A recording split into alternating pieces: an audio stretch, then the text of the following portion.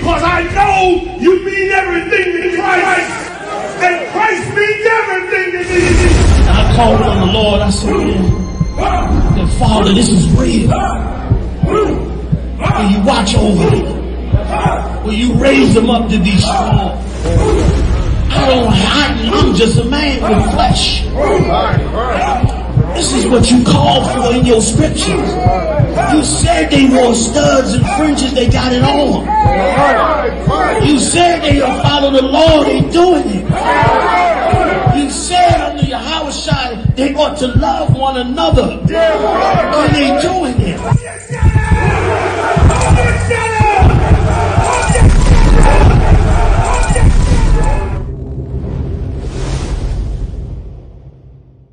Commanding General YAHANNA here, I.S.U.P.K, the original I.S.U.P.K, 1969, body of Christ. Here's what I want to tell you, man. Now, I want you to think about something for a minute. You've been studying the scriptures. You've been watching us on tape. You've been watching all kinds of camps on tape. And as you've been watching and studying, you realize that it's coming to the point where you got to put this into action. That you need to step out there on the street and handle that work. Now, here's what happens to a ton of brothers. A ton of brothers go out there without coming through the school and learning what they need to learn. And what happens is they run out there and then they run into problems that they don't know about. And they try to get them problems answered online and calling brothers and all that, and it creates a bunch of confusion. And in many cases, it eventually chokes the truth. It look like it ain't gonna choke it now because you feeling strong, your energy's up. Listen to me, man. Listen to me. You understand? I've been doing this 40 plus years. Okay? Ask anybody my name. It's going to all be bad, which it's supposed to be. All right? Christ said when they speak all manner of evil against you, that's when you know you're doing this work. Do yourself a favor. Come to the I.S.U.P.K first. Learn from the original school first. Even if you think it's too militant or too this, too that, don't let anything block you from getting the pure knowledge first, straight from I.S.U.P.K. I'm saying this out of love because I'm seeing too many brothers fall. They're getting up under cats, they're getting with their clique. Bring your clique here and let your clique handle I.S.U.P.K. Because here's the deal. If your clique ain't strong enough to handle I.S.U.P.K, why would you go out on the street and get swallowed up out there? And if you feel like I.S.U.P.K ain't got it all down, then you should be man enough, you and your crew, to come to us and lay down and break bread and talk about these scriptures. Ain't no harm gonna come to you. Ain't no harm come to a man that disagree with the truth. You ain't trying to harm us, we damn sure ain't trying to harm our own. So come to the I.S.U.P.K, sit down in our classes, learn from us, and then you can make your serious decision on what it is that you're supposed to be. And I guarantee you, you're gonna realize that it was much more than what you saw on that video, man. Much love to all you warriors learning, growing, and getting ready to bust out into this work. I'll see you soon. Shalom, family.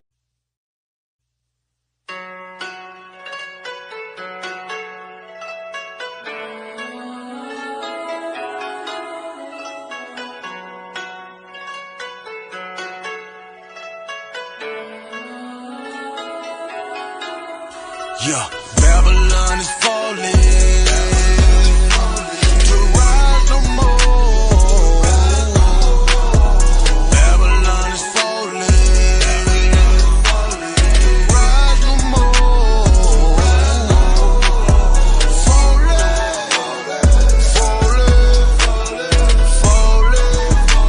To rise no more.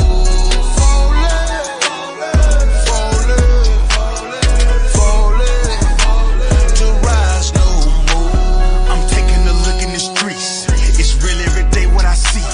We constantly searching for peace. My people just wanna be free. We tired of the cell blocks and the bullshit. That lying nigga in the pulpit. Same shit but a different day. I speak truth, they ain't come to play. You in the way, better move, nigga. That follow no way gon' be cruel, nigga. Say you gonna get that tool, nigga. Matter of fact, get you by. I just touched down. Finally, we here at the Nashville Cookout. All the brothers and sisters is in the building. We spread all out over this whole area. Thank the Most High, man. It's a beautiful brother and sister. Even the children here, they kicking it 100 degrees and they ain't even phasing us, man. We just getting it on, man. I wish you was here, man. I really, really do. Because this is where you really learn brotherhood and sisterhood. This is where you prove it. This is where you test it to see if it's all the way real. See y'all soon. What's going on, fam? I just touched down. Finally, we here at the Nashville Cookout. Oh,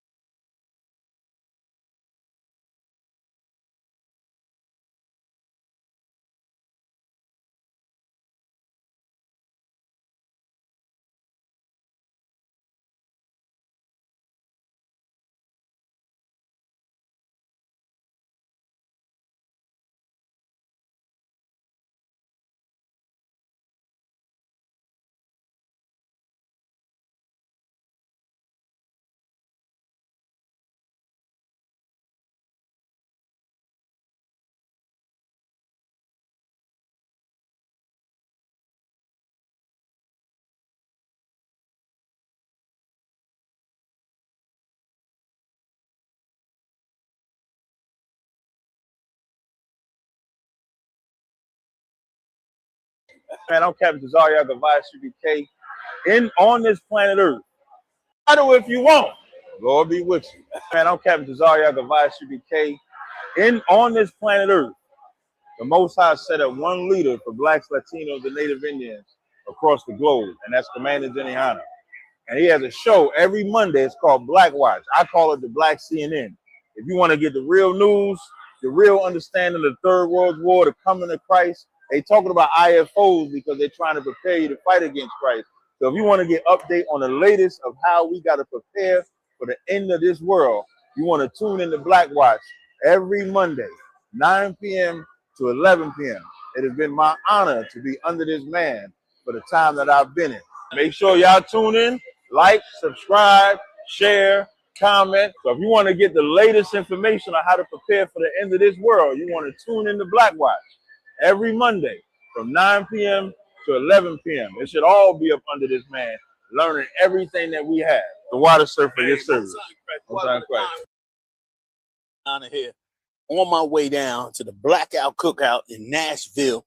Right now, this weekend, America is going to be celebrating its 250th anniversary, which is to us 250 years of oppression. And it's insane to act and to think like we're supposed to just ignore that and then be happy and beautiful. And no, we're going to have the Blackout Cookout instead in Nashville. Hope you get to come out and check it out this weekend, where we're going to talk about the real history, like a little known fact. A lot of people say Lincoln freed the slaves. Lincoln never freed the slaves, nor did he ever mention trying to free the slave. What happened is so many slaves were trying to push themselves up north and were being stopped at the border. Lincoln's generals were saying, let's send them back. Lincoln even said, let's send them back. But it was so many of them, they couldn't send them back. So some of the more radical generals said, why the hell should we send them back? Let them go on into the north. Let them do what they needed to do to get free. You know what I mean? It's better for us. We send them back, they're going to be labor for the South. So the North let them into the country. Then it was so many of them, and the rumor went out that Lincoln had freed the slaves before he even did anything. So he was under pressure now that he had all these free slaves in the North and couldn't send them back. I'm talking tens of thousands. He just said, yo, go ahead and do it. And even later on in his writings, he said he never meant to free the slaves. It wasn't even never a part of what he was doing. But that was just a consequence of fighting the South. So black people, know your real history. You got changed because you decided to step up. That's why you got changed. You got changed because you decided, you understand, to make a difference in what it was that you were suffering in. And the same has to happen now. We got to shed all the games they putting on us and destroying us with drugs, mind control, you know, the internet, whatever it is that's pulling your spirit away. You need to get that back, man, and get us back on top. Blackout Cookout this weekend. I'm going to be in the building doing it up this weekend. Catch y'all to him, y'all. Shalom. Commander General YAHANNA was rocking and rolling. It was everything. Man, we in these streets, boy. We up here in Nashville. It is live as hell, hanging with all the top guns. You see Captain Zaryak up in the building. You know what I'm saying? Everybody came out. Man, y'all need to come on through and see how it is, man. Nashville, UPK, everywhere we touch down at, man. We out in these streets, man. We just turn it all the way up. Blackwatch, as usual. Yeah, I just left Hookie's. It was rocking and rolling. It was everything. Man, we in these streets, boy. We up here in Nashville. It is live as hell, hanging with all the top guns. You see Captain Zaryak up in the building. You know what I'm saying? Everybody came out. Man, y'all need to come on through and see how it is, man. Nashville, UPK, everywhere we touch down at, man. We out in these streets, man. We just turn it all the way up. Blackwatch, as usual.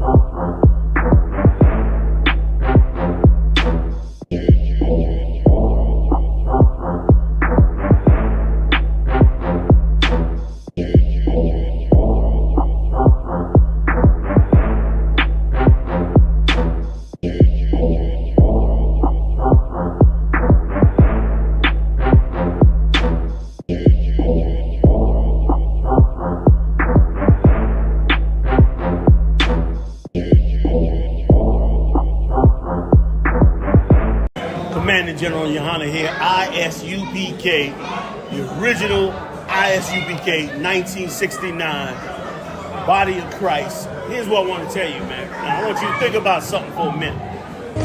You've been studying the scriptures. You've been watching us on tape. You've been watching all kinds of camps on tape. And as you've been watching and studying, you realize that it's coming to the point where you got to put this into action, that you need to step out there on the street and handle that work. Now, here's what happens to a ton of brothers.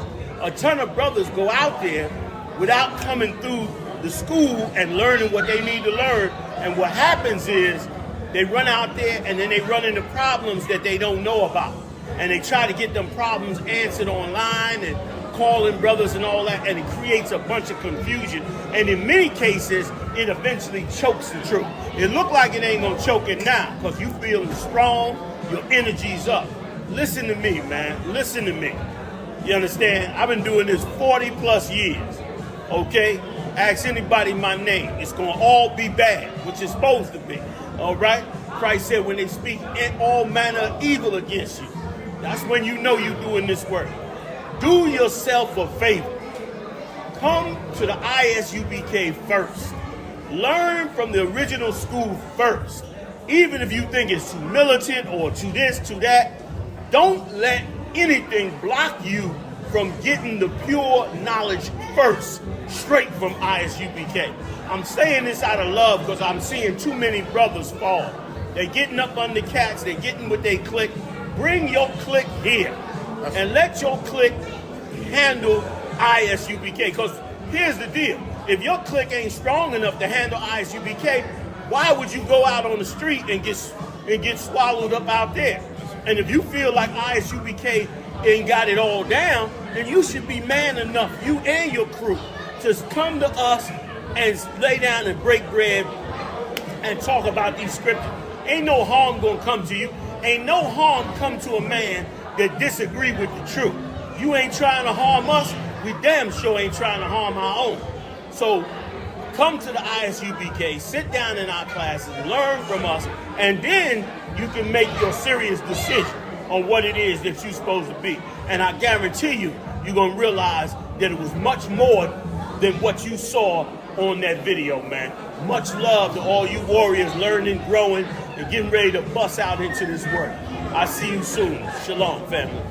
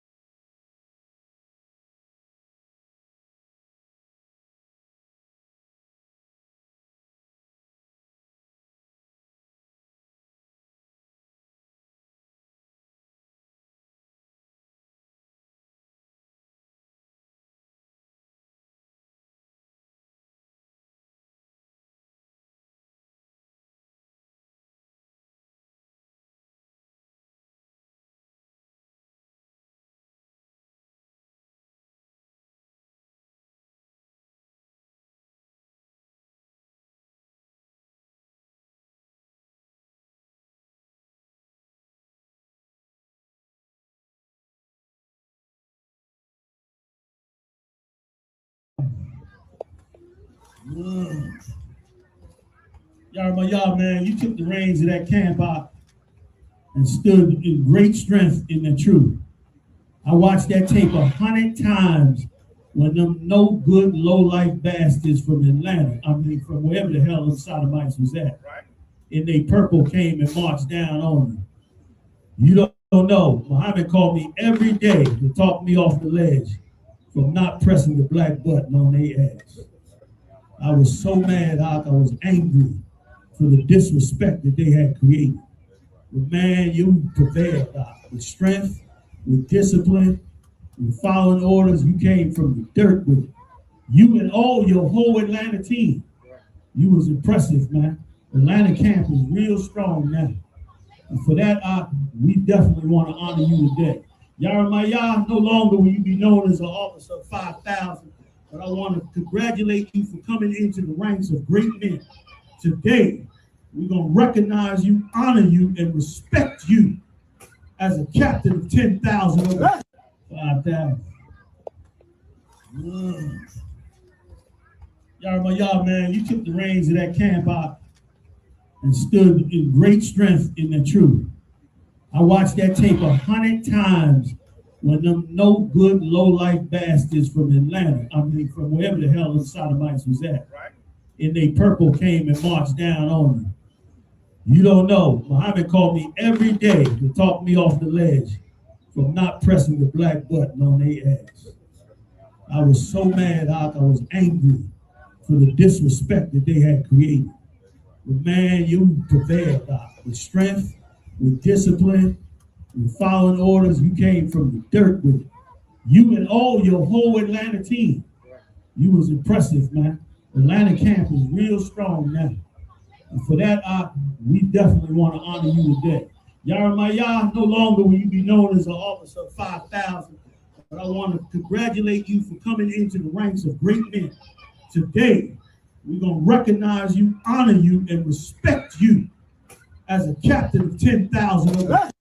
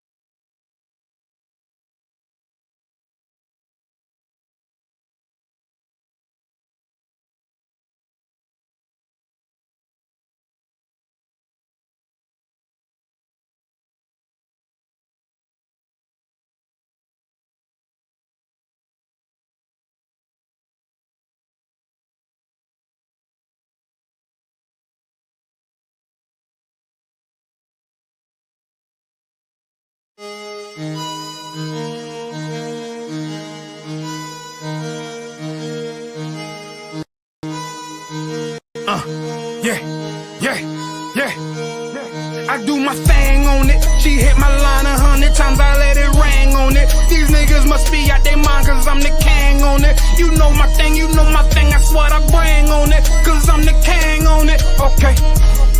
Respect a nigga when I check a nigga. Respect a nigga when I check a nigga. I'm too far gone, I probably left a nigga. Respect a nigga when I check a nigga. I just want them dollars, nigga, you can keep the change.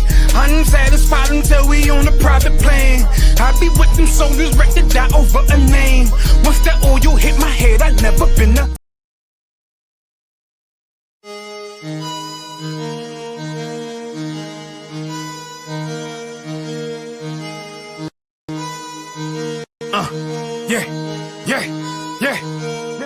I do my thing on it. She hit my line 100 times, I let it ring on it. These niggas must be out their mind, cause I'm the king on it. You know my thing, that's what I bring on it. Cause I'm the king on it. Okay.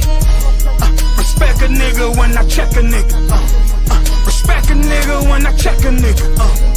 I'm too far gone, I probably left a nigga. Respect a nigga when I check a nigga. I just want them dollars, nigga, you can keep the change. Unsatisfied until we on a private plane. I be with them soldiers ready to die over a name. Once that oil hit my head, I never been a... Everybody, this is Captain Marquardt at the I.S.U.P.K. I wanted to show you something real fast. We out here in Cleveland, Ohio. If you take a look up at these statues right here, this is a statue from the Civil War. And as you can see, some of the soldiers, white soldiers, they standing there looking like they're holding up the bed, right? But you see the black man with no shirt off, and he's holding up a stick as well. As that black people fought in so many wars in America, time after time and after time, and we reaped none of the benefits.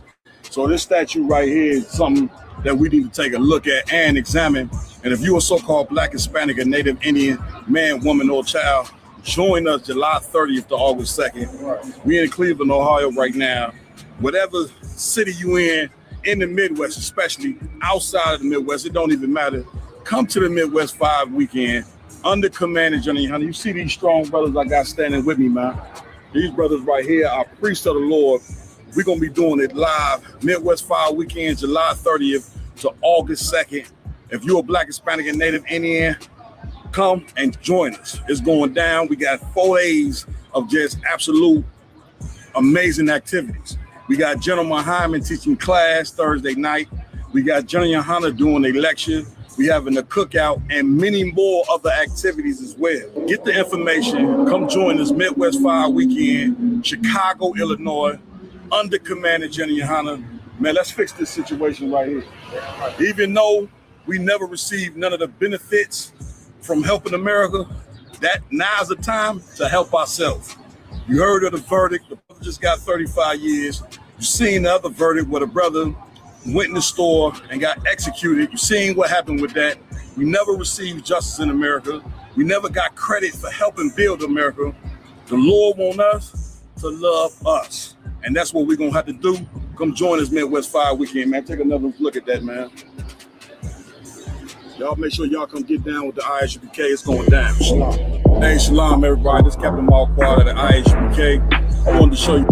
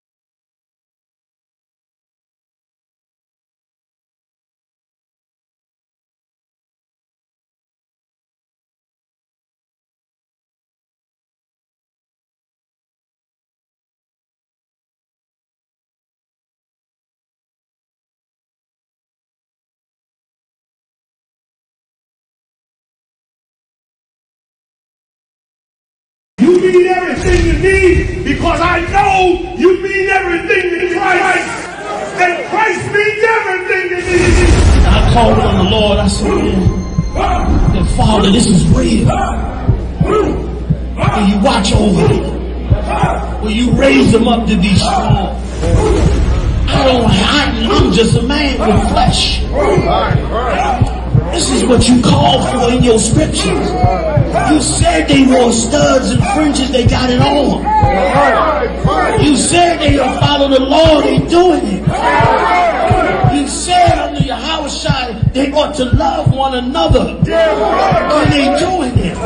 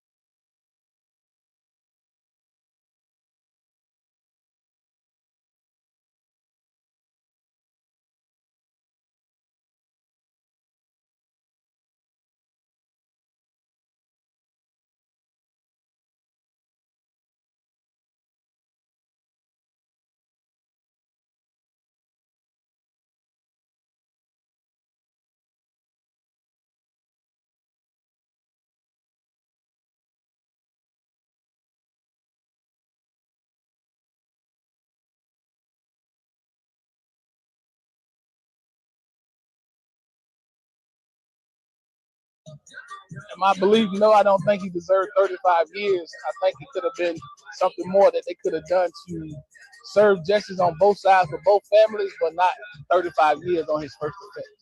Do you believe that Rick Child should have gotten off with self-defense? No, sir. Somebody in the back, and you can tell me it's self-defense because they're running away, so they're no longer a threat to you. If Rick Child gotten off with self-defense, shouldn't Carmelo Anthony too? Hey, if we gonna do the law for one, we got to do it for all if it's an equal justice system. So yes, hey, if it's good for the goose, it's good for the gander. That's what I was always taught. Okay, all right. Did Carmelo Anthony deserve 35 years? In my belief, no, I don't think he deserved 35 years. I think it could have been something more that they could have done to serve justice on both sides for both families, but not 35 years on his first offense. Do you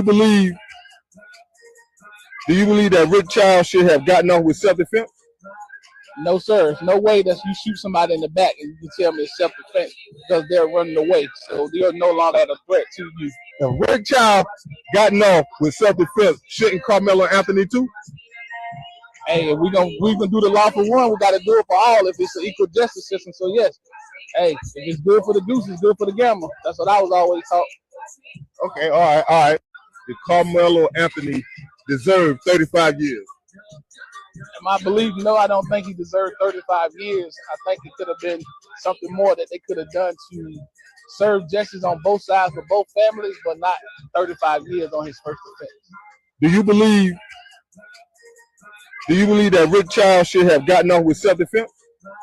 No, sir. There's no way that you shoot somebody in the back and you can tell me it's self-defense because they're running away, so they're no longer a threat to you. If Rick Child gotten off with self-defense, shouldn't Carmelo Anthony too? Hey, if we gonna do the law for one, we got to do it for all if it's an equal justice system. So yes, hey, if it's good for the goose, it's good for the gander. That's what I was always taught. Okay, all right. Did Carmelo Anthony deserve 35 years?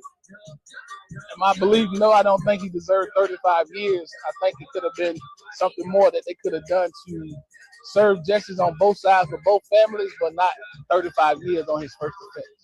Do you believe that Rick Child should have gotten off with self-defense?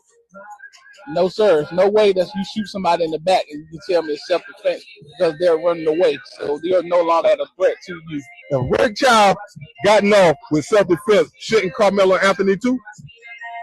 Hey, if we gonna do the law for one, we got to do it for all if it's an equal justice system. So yes, hey, if it's good for the goose, it's good for the gander. That's what I was always taught. Okay, all right.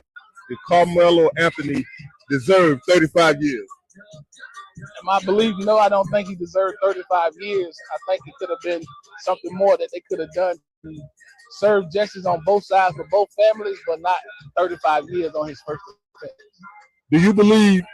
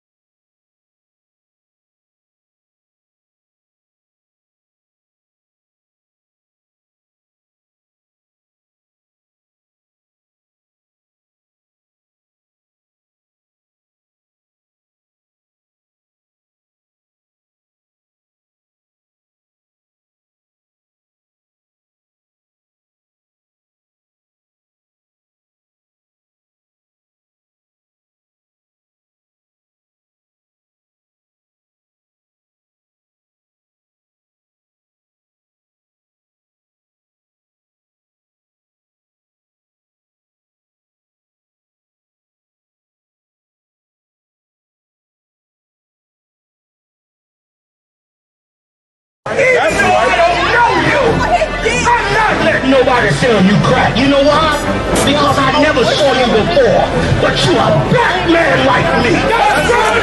And it's worth something. This is Blackwatch with Commanding General YAHANNA, the only man to lead blacks, Latinos, and Native Americans. God made man on this earth. The white man he made man. God made man. God wants man to obey him. Bringing you real news. We don't need a black man in the White House. We need a black man in every black house. For many years, there's a lot of black people who didn't realize how deep the racism of white America was. You ain't gonna do nothing unless you decide where you gonna stand at with the Most High. This station is now the ultimate power in the universe. Righteous solutions to issues plaguing our nation. Boy, you better wake up and see the power that is within blacks, Latinos, and Native Indians. Join us every Monday from 9 to 11 p.m. Blackwatch. Let the show begin.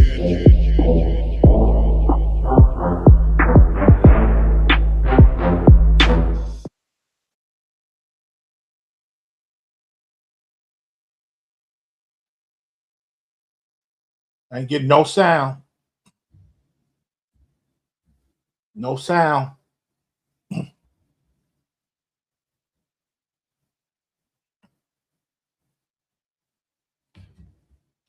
No sound. Can't hear. No sound.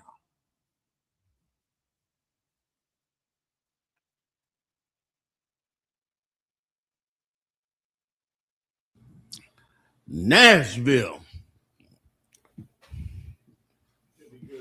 Should be good. How about now, Maya? Good to go. Come. Excellent. We can hear you as well. Come. So Nashville. Wonderful, wonderful weekend down in Nashville, man. Anti-4th of July cookout, the blackout cookout. We blacked out 4th of July and brought in brotherhood and righteousness, man.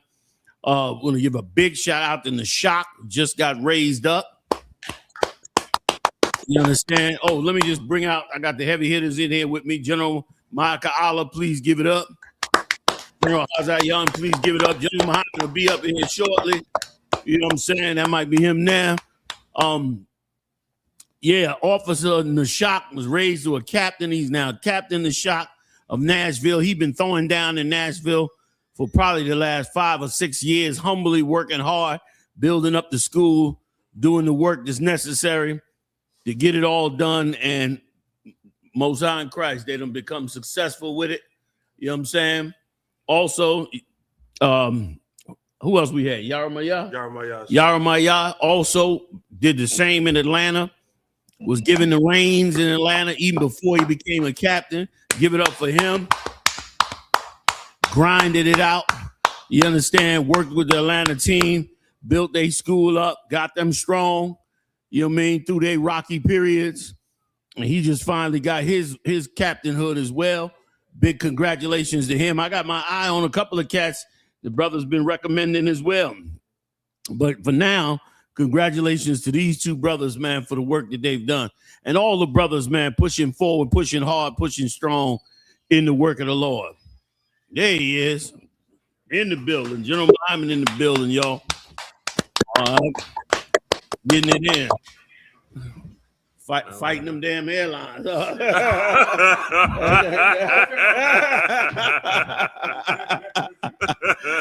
Give it up for General Lyman up in the building.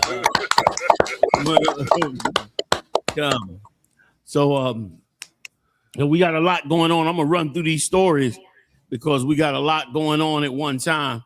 Let's don't make new ground tonight, y'all. Let's just stick to what we know, and let's keep on getting this thing rocking and rolling. Could we go on from here? I sent a story over to Yadiah. If we could jump into that story, man, and get into it, because what's going on in Cuba, and I think you got film footage. Am I lying? You do. Most High in Christ. Cuba is in hell right now. We ain't gonna forget our tribes. All 12, man, matter to Yahawashi, they matter to us. And the so-called Cubans, you know what I mean, are in hell right now. Okay? And should not be. But they are. Is that it right there? Yes, sir.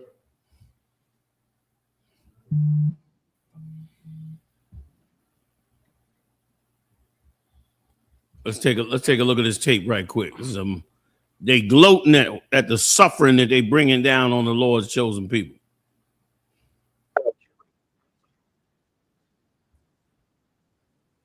People on the island are without power. This happens as fuel reserves dwindle and the nation's electric grid continues to just crumble. The Cuba's Ministry of Energy and Mines says protocols have been activated to restore electricity.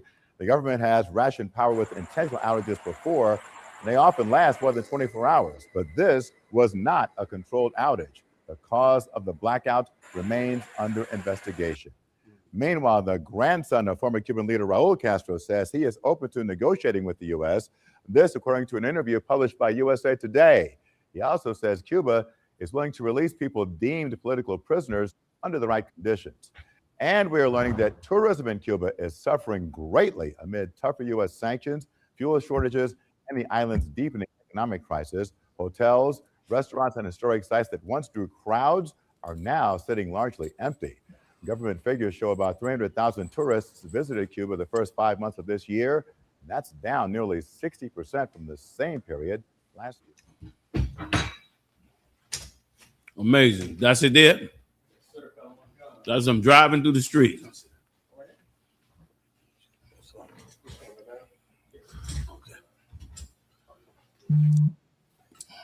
I can go ahead. Now, is there a written story with it as well? Khan, sir. Cuba plunges into third major blackout this year as power crisis worsens. Go ahead. Khan, Cuba's aging electrical infrastructure suffered another major breakdown, leaving roughly 10 million people without power. 10 million people without power. That is so dangerous.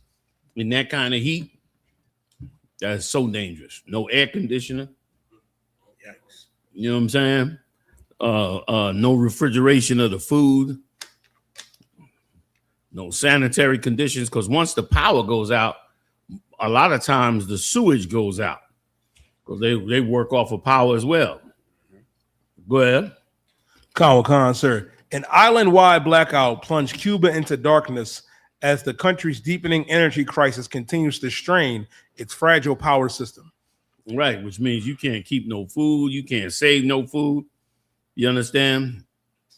Lord Nothing Music says these Miami Cubans who identify as white are pushing this agenda, and I hate it. You know, they've been trying to they the ones that started pushing for the Bay of Pigs attack. The minute Castro got in and threw all of those greedy thieves, I'm not saying these particular ones are, But it was a bunch of greedy thieves under Batista. And Batista had pretty much sold the whole country over to the mob via, or AKA, the CIA.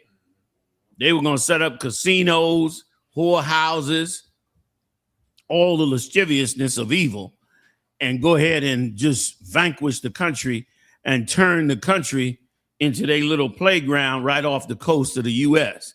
The CIA loved the idea because it was right there, 90 miles off the coast with their own government and their own independence. When that thing fell, that's when they decided they was going to get that bomb over to Israel and empower Israel with the same ability, man.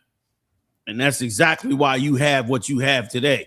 The Lord blocked them. The Lord gave Castro the power to overthrow the United States invasion because the Lord did not want them to set up the CIA in Cuba. The Lord wanted them to set up the CIA right where he wanted them to bring in the Third World War. Why? Because he prophesied it. So he had them go set it up over there in Israel. And sure enough, here we are 60, 70 years later, preparing ourselves for what's getting ready to look like a full out World War battle. You know what I mean? So he has a good, you got a good point. You know what I mean? You know what I'm saying? Calvin is saying Marco Rubio is guilty as charged as well.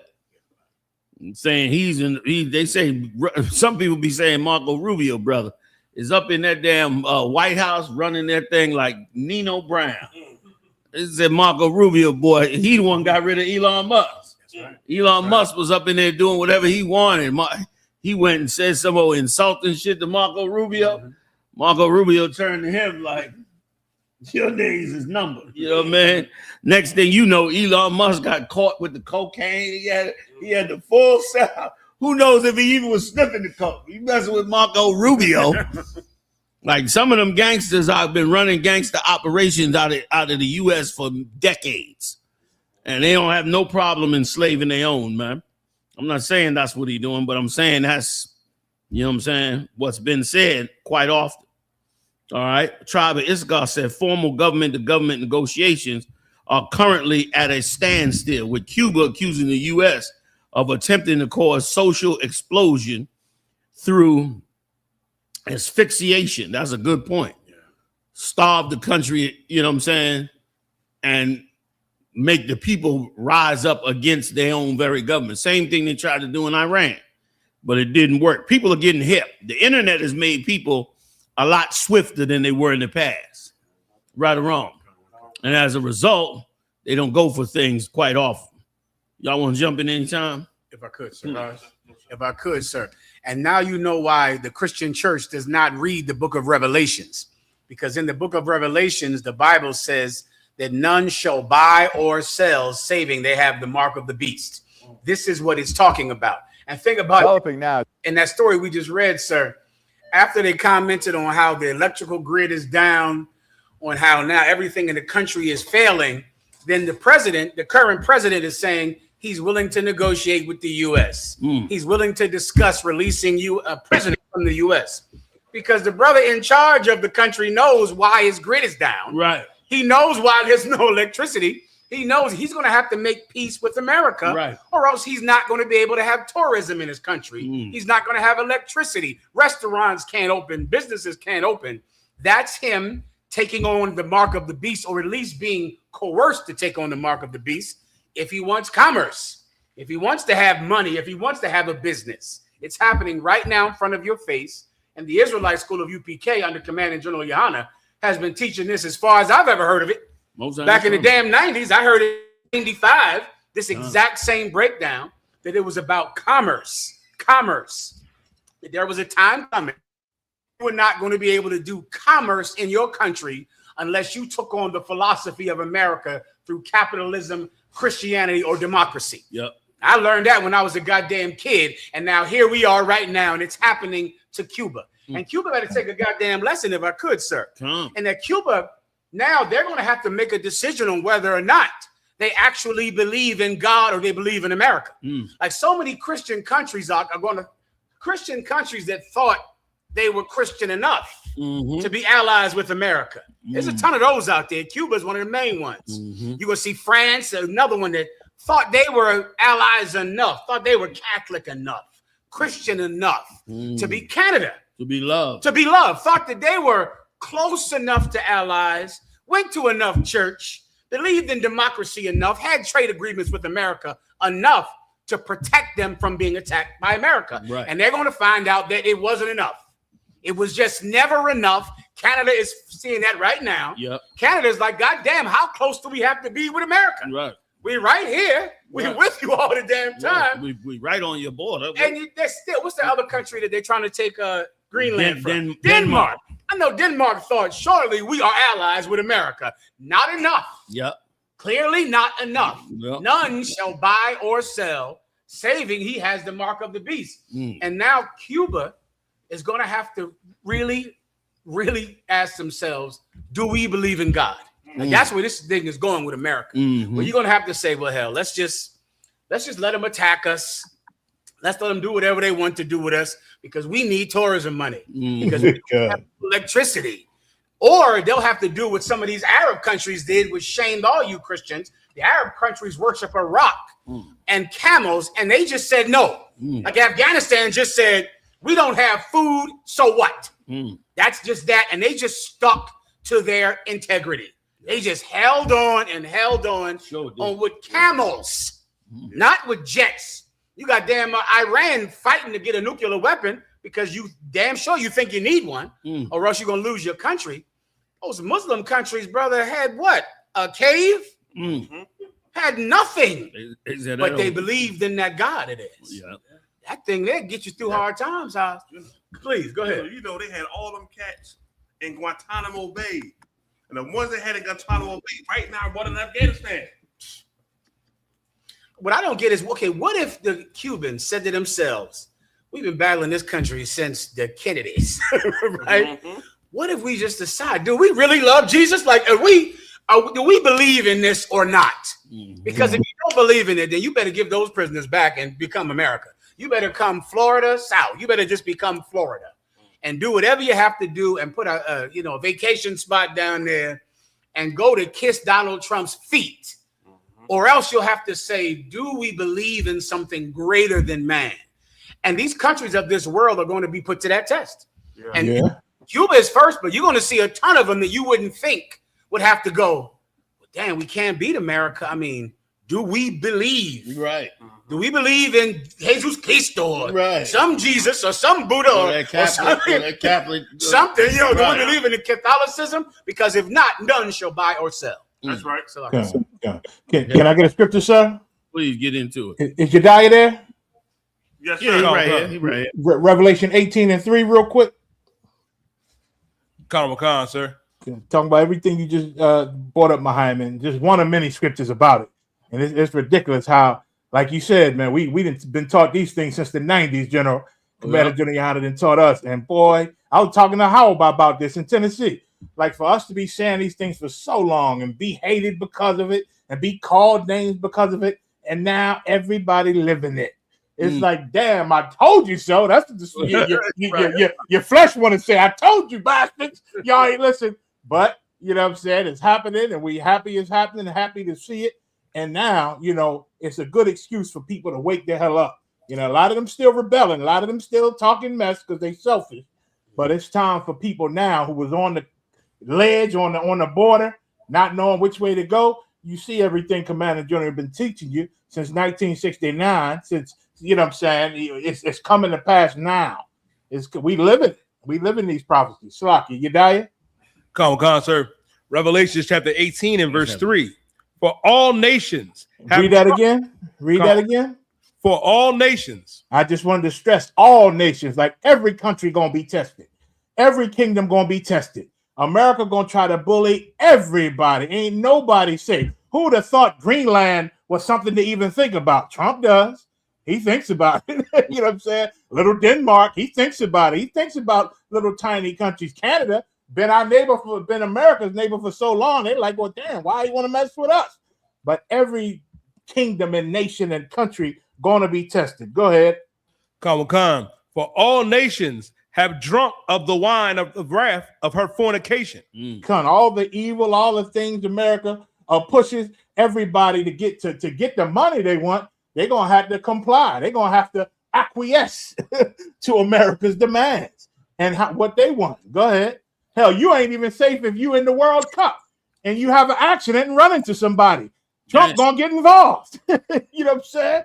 He gonna get involved with that. I think that call the ref called was wrong. Hey, just think about it, man. Just review it and think about it and get back to me. Of course he gonna change the call. What do you think? He gonna defy this demon that's running the country? Hell no. All nations have drunk of the wrath and the fornication, the wrath of her fornication. Go ahead. Khan. And the kings of the earth have committed fornication with her. The kings of the earth are all the rulers and presidents and all the ones that's running these countries. They're gonna have a chance to choose. Either I'm gonna stand with this Jesus who I claim I love, like Muhammad brought out, or I'm gonna go ahead and do what America says. I'm gonna yield to Trump and to get this money and to build my country up because they bullying me. They cutting me at the neck. You understand? So I got to get this flowing again for my people. So I'm going to go ahead and submit to them. They all done committed fornication with her. Go ahead. Khan. And the merchants of the earth are waxed rich through the abundance of her delicacies. So if you're willing to get down with America's abominations and their evil and their hatred of black and brown people and their injustice system, if you're able to live with it and get down with it, you see your people getting shot down by white citizens, white government, white police, Asians, the normal everyday Asian ready to shoot you in the face. Arabs ready to bully you because they see you the only ones that they allowed to bully and take the life of. You the only ones that they could shoot in the middle of the street in broad daylight and get away with it. You the only ones they can chase. They can chase and shoot you in the back while you running away, and they call it stand your ground. They call it self-defense. You the only one. Meanwhile, some devil was circling some sister around a car at a parking lot, and she ended up shooting him because he kept following her. She showed him the gun and walked away, and he kept following her. Then he ran up on her, and she shot him, and he died. She and her lawyers tried to go in court and say that was stand your ground, self-defense. And the judge said, no, we ain't letting that ride in here. You know what I'm saying? Like, it ain't the same for us. It ain't the same for us, but these other countries, all they got to do is get down. All they got to do is kiss the ring. They saying it on the news. You kiss Donald Trump's ring. If you kiss Donald Trump's ring, you're all right. You understand? So, and that's heavy, General, how you brought out. That's always been the way we taught the mark of the beast. You know, we always had to fight and argue and prove over and over. It ain't no microchip in your damn neck. Ain't gonna be no microchip in your finger that you got to wave at the cash register. Right. Microchip is not the goddamn mark of the beast, man. I hear, sir. Some dumbass decided to interject that into the Israelite world. And next thing you know, you have brothers ignorantly. That's why you shouldn't come listen to nobody but the UPK. Because them idiots turn around and start teaching that. Next thing you know, tons of brothers running around with false philosophy about a goddamn microchip. Microchips is in everything, man. They in pacemakers. They in all kind of equipment. Brain equipment. They in the cell phones. They in every damn thing you use. Hell, the light switch got a computer chip in it. Right. You know what I'm saying? Y'all gonna be like the Amish following the damn fake ass Israelite. You gonna need a horse and carrots. Where you going? I'm going to the store. Why are you taking a horse? I don't believe in taking the mark of the beast on. Right. There's a microchip in the car. That's right. Right. You know what I mean? It's a joke. And so, yeah, big shout out to Black Authentic Truth for also touching on that as well. You know what I'm saying? It's ridiculous. So they in deep darkness right now, which is also a prelude to what's getting ready to come to America. That was a good scripture too, you know what I mean? That's a prelude to what's getting ready to happen to us here. You know what I mean? In this place as well. All the tribes are going to be affected by this. A lot of Caribbean tribes cannot wait.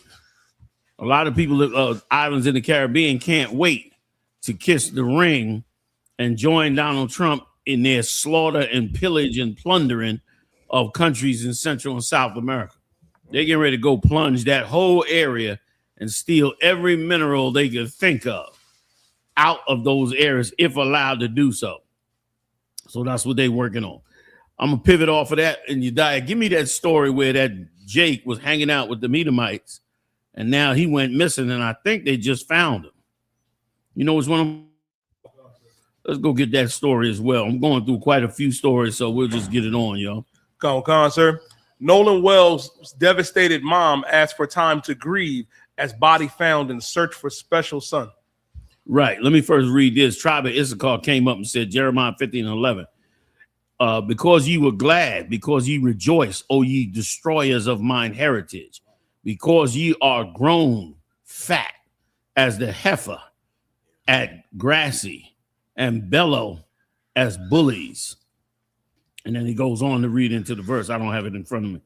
That was a good scripture, brother, right there. And let me say this too. We should be putting more scriptures on t-shirts. We got a lot of quotes, a lot of which is good. Ain't nothing wrong with the quotes because it's really in the right spirit. But it'd be good to get some of them scriptures on there so them Christians could have to eat it. Right. Because they love the singing and dancing and dressing up, but they don't like having to face them scriptures in that Bible. And they need to see them scriptures. So I'm just throwing that out there for brothers that want to join on that and start adding some of them scriptures on some of them t-shirts. Go ahead, Yediah. Let's read this story. Come on, sir. Colonel McCon, the heartbroken mother of Mississippi football player who vanished on a local island over the 4th of July remembered her son as a special soul after a body was found following a 2-day search. Go ahead. Colonel McCon, sir. Nolan Xavier Wells' devastated mother, Christina Wansley, spoke out hours after authorities found a body believed to be her 18-year-old son, who mysteriously vanished after a boating trip with friends Saturday afternoon. Now, can we get the picture of him and the friends that they showed on the boat? All you got to do is see the picture of him and the friends, and you're going to know exactly what the hell went wrong with the whole thing. That's all you needed. You know what I mean? Like in 2026, you still simple as the day is old. And when we gonna learn? You are not like them, man. That's what the song says. We are not like them. There it is. Look at that picture, y'all. Look at that picture right there. You sitting up there thinking you friends with them and everybody's cool. Meanwhile, they plotting to do you in. And let me tell you something. There's a lot of these Edomites, heart's desire to slay a black man like everybody else. You know what I mean? This is a country that is very trendy. What they start trends, they end trends. They do that all the time because trends make money when you're dealing with, buying and selling. Trends make money. And anytime they push a trend, everybody tries to jump on it. And they for sure have been pushing the trend of racism since the president has been seated in office. And even before that, long before that. But now it's even more open and more vicious than ever before. When we gonna realize you can't do this, man? And now another brother gone, lost in his ignorance, while you Christians sit up there and mourn. You got more, y'all can jump in anytime. Please get down. If I could, sir. And I think now, hopefully, because of Donald Trump, people will realize the true heart of our oppressor, what's truly in their heart. And New York City has what, sir, about 12 million people? Yep. There's about 12 million people in New York. And if New York has 350 murders, right, they need a new mayor. It's like the murder rate is terrible in New York with 12 million people.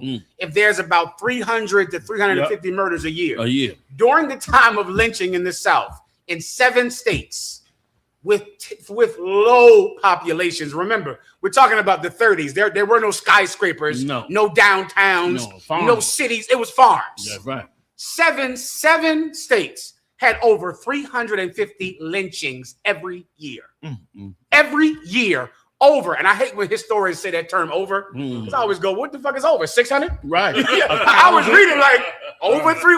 Why not just say the number? Like, why is it over? Anything is over 350. 1,000 is over. But they always say over 350. Over what? Right. What is that? 700 murders every year? Well, historians say over 350 lynchings every year in the South. And I'm talking 7 states every year. Like people, and that time came and went. And after that, all you focused on is all of your failings. It's how terrible you are, how terrible black people are, all of the crime we commit, how much we need to get ourselves together, how much we have to stick together. And murderers went unpunished. Judges went unpunished who were murderers or were subordinate to murderers, or were allies, or got paid by the murderers, and nothing happened. And so now Donald Trump becomes president, and now white people feel emboldened again. Ooh, they feel strong. You ever see a video online where a white man is getting arrested by a cop, and they're drunk out of their minds, or a white woman, and they'll go, "Hold up, I'm not black." Right. That's gonna be on your phone. Like they're gonna say, "I'm not black. What are you doing this to me for? I'm not black." Well, what do you think that means? In their head, they're thinking the police are supposed to oppress black people. Well, who's supposed to kill them?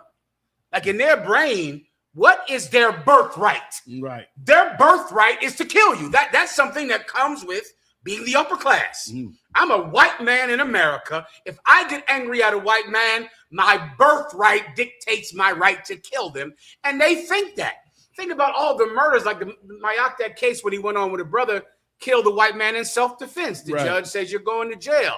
There's another story I was just thinking about, the same thing. These are all over your damn phone. Yeah. They're on your phone every day. White people think it's their birthright to take your life. Right. It's their way of connecting with their heritage to kill you. Yeah. And when they can hang you and kill you and throw you off of a boat, then they feel like the founding fathers. Right. They feel like their grandfathers. And hopefully, sir, stories like this being on the internet making people a little smarter, then they'll reconnect to it as well. Damn right. Listen, you're right in that white people love the feeling of murdering their enemies. Okay. So that's why you will never be their friends. Damn you will always be their enemy because they need you to be their enemy, because how are they going to enjoy taking vengeance on their enemy? And the vengeance don't even have to be real. The vengeance just got to be you're black. So since you're black, I can take vengeance on you. I can come up with some lie or some reason that you need to be killed, and I'll use whatever tools and means I feel necessary to put you to death. Go ahead, Maya. Salah. I was just going to say, and then if you get them back, if you defend yourself, boy, they take it as the highest offense. How dare you take revenge or defend yourself against me? I'm above you. There's a movie called The 24th on Netflix right now about the black soldiers based off of a true events in the early 1900s, and black soldiers and what they went through, and it captures all of that. Captures where even the white citizens was disrespecting black military. There were rules for military when they rode the bus. A lot of that racist stuff ain't supposed to apply to them, but they learned the truth. They learned that if you're a black soldier, then all them privileges that soldiers supposed to have, it don't apply to you. And you know, and just because they got revenge, brother said something heavy though. I want to put the movie out there. Just one line. He said, "Listen, if I got to lose my life for one night of justice, so be it." You know what I'm saying? But go check that, The 24th on Netflix. That's it goes in the, you know what I mean? Go ahead, sir. I yield. I was just gonna say, Sister Kama, if this is her sister Kwamada, I think is how you pronounce her name, said Trump is allowing the purge of our people. That is so right. Now, he didn't allow the racism and the hatred of us to begin to feel like they can attack us openly and freely like they did 100 years ago. That's what all this patriotism is about. All this 4th of July, 250-year celebration. They want to go back to the day where we are nothing but cattle and they can do what they want to do. But here's the thing. America is excellent at telling lies, excellent at telling myths.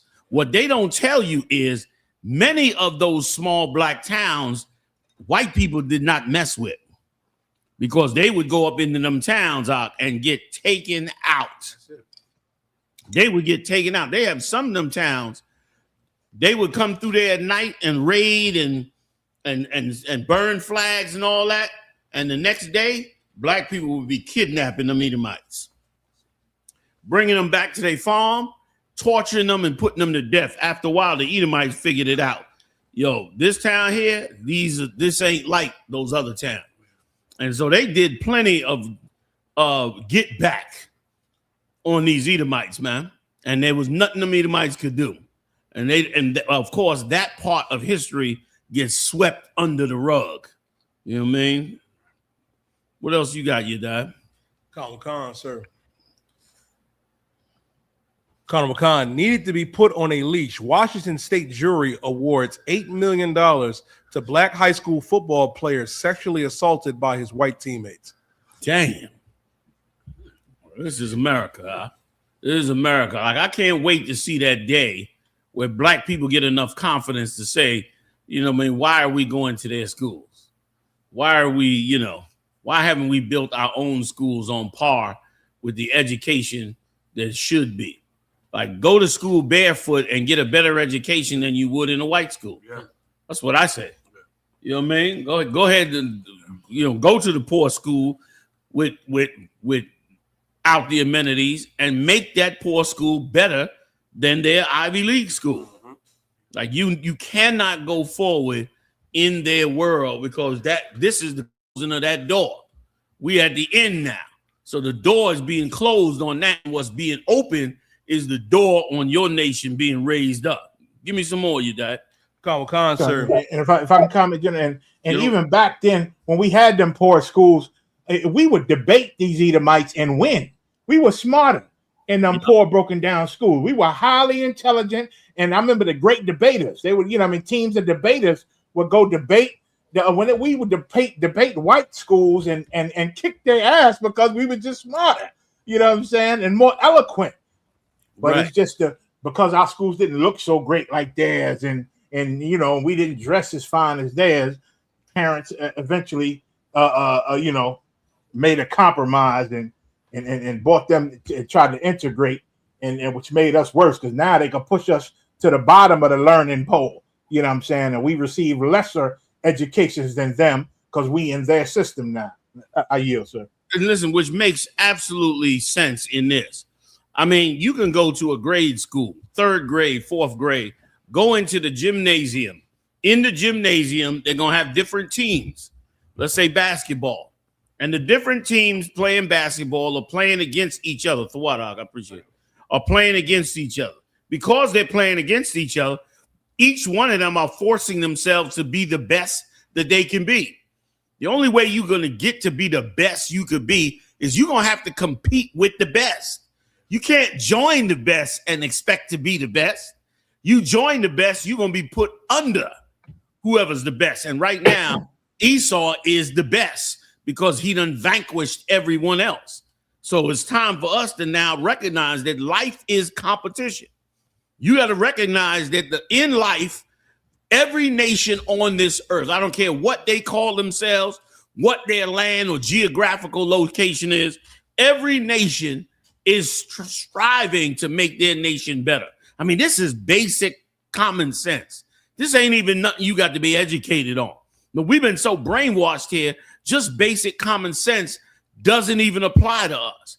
In basic common sense, every animal, every bug you see in the field, every bird, all of them are trying to survive and raise up their the legacy of their people.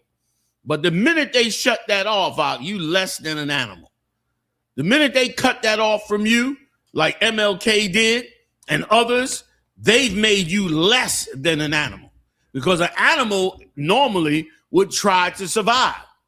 Even the sheep may not know before he goes into the slaughter stall. But once he gets in that slaughter stall and he smells the blood and sees what's happening in front of him, he's going to buck. He's going to buck. Anybody that worked in the slaughterhouse will tell you, once that cow gets in that stall, They got to lock that stall. Why? Because the minute the cow picks up on what's happening, he's bucking. He's not willing to go to his death, to be wiped out. But black people, Latinos, Native Indians, that's how much they beat your spirit out of you. That you don't want, that you'll just go like a sheep to the slaughter. Boy, the Lord used the right terms when it came to us. And we better wake up now, man, and get back on our feet. And here's the amazing part that always escapes me. We don't have anything to lose. We already being killed. We already being starved. We already being destroyed. We already getting all of these things. Why not just help ourselves? Why not help ourselves? Why not say to ourselves, what is better for us? What should we be doing that's better for us? And a big part of it that we don't, the reason we don't, is because of these Uncle Toms that they done put in front of us. These real taskmasters, these real MLK slave mentality people. And brothers and sisters, we better break away from that. We better turn in the other direction, man. I yield. Sure, if I could. Please. If I could I get Psalms 10 and 8 real fast? And the reason why they able to do this here, because they lure you with Christianity. The image you see of Caesar Borgia, the false image of Christ, is so peaceful and loving, but really behind them is nothing but murder and death and murder behind it. That's why they don't want that image in the Muslim countries, the other countries. They know behind that image comes death. That's the history of the Christian church. They give you the image like it's sweet and nice. Behind it is death and murder. Psalms 10 verse 8, read, warrior. Come, sir, the book of Psalms, chapter 10 and verse 8. He sitteth in the lurking places of the villages. Now, that's your so-called oppressor. He's sitting in these lurking places. He's watching you. Like you sending your kids to these football games and different things going on with them. They watching you. They plot against you. Go ahead. Colonel McCon, in the secret places. In the where? In the secret places. Go ahead. Doeth he murder the innocent. That's how he's going to do it, man. They're going to do it very secret. They're going to plot against them to kill them, and it's going to be, they plotted in the secret place when they came together with a plot to kill you. Go ahead. Colonel McCon, his eyes are privily set against the poor. They're against you. When are you going to realize that, man? As much you try to assimilate and be a part of it, his eyes are privately set against you. They may seem like they're your friend. Oh, yeah, you're my buddy, you're my friend, you're XYZ. But guess what happens? Tragedy. That young cat, the football player, I'm not sure the story, but they said something about him fighting one of them. All of them turned on him. But guess what happened? Their brother lost his life. Now he disappeared. They can't find him. He's dead somewhere. And meanwhile, if I could, yes, sir. What's the name of the brother who stabbed the Edomite with Carmelo Anthony? Meanwhile, Carmelo Anthony, they want to give him 35 years for doing what he should have done, right, which was to defend himself from these Edomites. What really the best thing for him would have been to be able to never go to a school with those Edomites. Right. You know what I mean? That would have been the best thing. Right. The best thing is that, to have to go to campus, try to get an education, and the whole time, because of your ability as an athlete, these inferior beasts, you understand, looking at you like you are a problem and you're something to worry about. That's why the Lord said that they are like a drop in the bucket. They like nothing to the Most High. Less than nothing, if I'm quoting right, less than nothing according to the Most High. And that's because of that, they got to come and try to destroy this brother. And why? Because, of course, joining them just makes them more angry. And I'm looking at these Edomites, brother, in this 4th of July celebration, right? Now, 250 years, there's all kind of nonprofit and grant money given to all these organizations to have this 4th of July. And these Edomites are trying to have a 4th of July celebration, and they are miserable. They are absolutely miserable. Their marriages have failed. Their children have all moved away. They bitter and angry as they could be at their own wives. They are walking around like zombies. All they want to do is kill. I watched a man just last night out in the Midwest somewhere. I don't know where we were. I don't know if we was in Tennessee or in Kentucky. We was in one of them places out there in the Midwest. And the man came in and wanted a refill on a $2 cup of coffee. And the woman told him, well, we don't do no refills in this particular stop because we got McDonald's here. And so we're not allowed to do refills. And he said, oh, yeah. Well, I got the tag on the cup and the this and the that. And he went through a whole conversation and then tried to get her to scan the cup again. And she said, sir, I just told you we cannot refill this coffee. And he said, really? He looked at her with a death stare. He took the cup back up and walked out. He still didn't pay for it. He took the cup up and walked out. I said to myself, let me get my people out of here because he's going to come back and shoot this place. Like, that's how angry they are over a $2 cup of coffee. You understand? So even if we was not here, their life would be miserable as hell. Why? Because their leaders have robbed them. They've accepted their leaders robbing them because they able to be over us. Wasn't it Lyndon Johnson that made the quote, you die? They said, pull that quote for me right quick. Like, this here has worked so well. And Donald Trump and other rich people are using exactly what Lyndon Johnson used, you understand, to enrich themselves at our expense. And dumb, stupid Edomites or white people are falling for it and believing it and eating it alive. I'm letting them just quote this right quick and I'm going to pass it. Come. You know what I mean? Like, this is what's going on in this kingdom, man. That is a joke. We need to be strengthening ourselves and getting rid of these horrible black leaders. Some of these black leaders they are spineless. You got it? No go? Salakia. Okay, I'll come back to it. But basically, he was letting the rest of white America know. You got it? Go ahead. Kawa Khan, sir. Water for grabbing it. Kawa Khan, sir. If you could convince the lowest white man he's better than the best colored man, he won't notice you're picking his pocket. Damn. In other words, do it so you can rob him. You're right. Like, give him empower him with racism so you can rob him.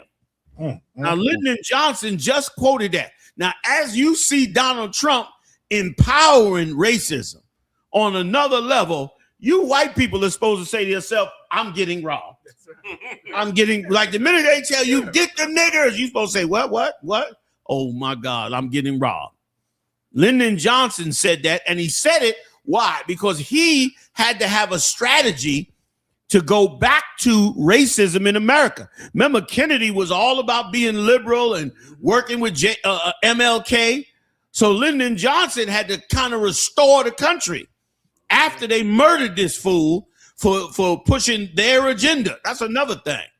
America's great betrayers, great hypocrisy. Martin Luther King did everything they wanted him to do, and they still murdered him. Once he became useless, once he was no longer of any use, they got all those civil rights bills passed, everything they needed passed so they could rob Black America blind.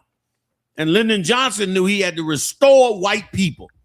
And he figured well when he said, look, if we can just get these white people to recognize that they are better than black people, no matter how great the black person is, we can go ahead and get back to the business of making money off of them. And let me tell you where that thing, last point, let me tell you where that thing really came to the top was when Barack Obama came into office. What pissed white people off is half of white America loved Barack Obama. They loved Barack Obama because they thought he was smooth and cool and not a racist and gonna do what he needed to do right for the country. The other half hated him because they believed they were always superior to black people. So here was this cat now sitting in the White House over the top of these white people who believed they were always better than black people. Donald Trump is another one. Donald Trump just up to recently was talking about Barack Obama. Mad as hell.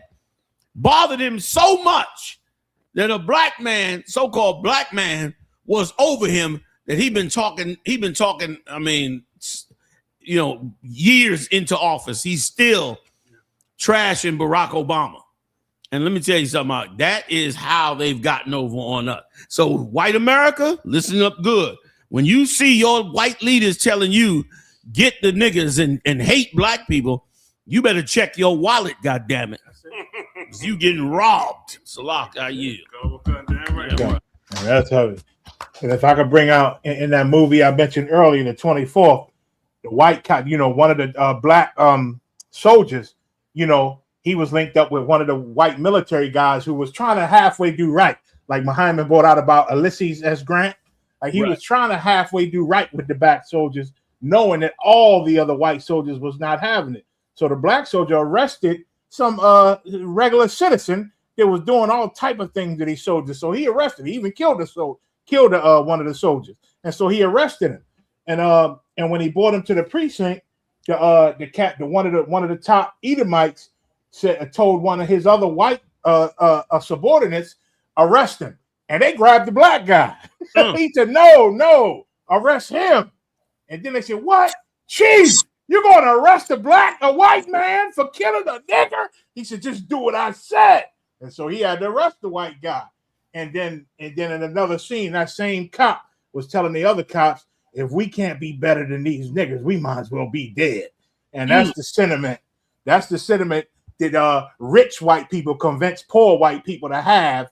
So once, like you just brought out, I didn't know why, but it's so they can keep getting robbed. Yeah. How else they gonna keep that money going? What's that TV show? It's an old TV show. You gotta be old head to know this. That TV show, y'all know it, from the South, that had that where it was the white sheriff. In the heat of the night. The heat of the night. Go ahead. Pull that thing about the thesaurus on black issues. I knew it as soon as you said, "What's that TV show?" Right. Let me say it. I couldn't think of the name of it, but I knew he was talking about that old Carol O'Connor. The heat of the night. That TV show in the heat of the night was a perfect analogy of what we're talking about. Like that black man coming down here as a detective was messing up the status quo, was making white people feel like they're not who they supposed to be. So then they stop participating into the, being robbed by everybody else, by the rich, by the wealthy. Now they stop buying goods. They stop working on those jobs. They start getting pissed off. They start wanting to take things from other people because they feel like they're not in the position they should be in. And white men never wanted that. And so only if they could put white people in the position to feel good about being over blacks, then they knew they could go ahead and get whatever it is they needed. And I mentioned this last week. I just recently read where Lincoln said Lincoln didn't even start the rumor that he freed the slaves. That was started by the slaves, and they pushed their way into freedom. Like they pressed up against those generals so much that them generals turned around and said, "Man, we got to just go ahead and give it to them," and because there's too many of them, and it ain't no benefit for us to send them back. But originally from Lincoln's seat, he told those top generals of his to send those slaves back. Imagine you fighting a war with the South.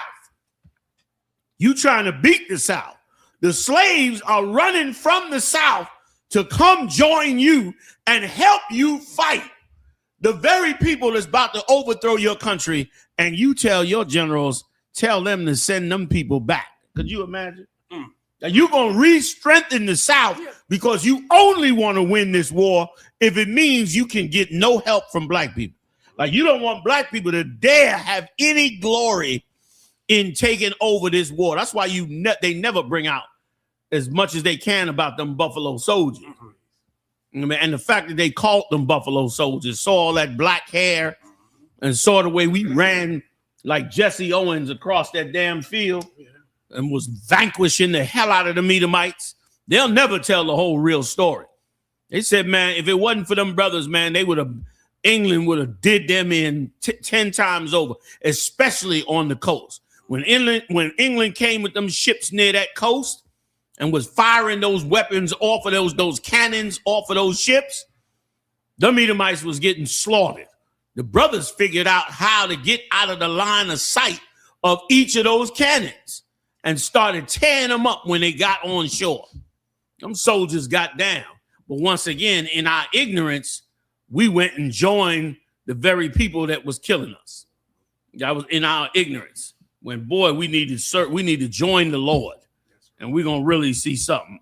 I yield the water. Sir, because of the Christian church is why all these things keep happening over and over. It's the same story from the Civil War, the World War I, the World War II, to the Korean War, Vietnam, the Persian Gulf War, Desert Storm, to all these wars is the same theme. And behind it is the Christian church. We got to be included. The inclusion in the Christian church what puts us in these positions. Yep. You know, up until the Korean War, they still had all black regiments. Mm. A lot of y'all don't even really know about the all black Ranger Regiment in Korea. And if it wasn't for them, they would have got slaughtered by them Koreans over there. Mm. That all black regiment, they gave them the most dangerous, the most death-defying jobs to get done, and they got them done. Brother, let me read this. Arawajib, God damn, he came out with something heavy. He said, Slocky, Yes, sir. He said the Buffalo Soldier is where Smokey the Bear gets his hat from.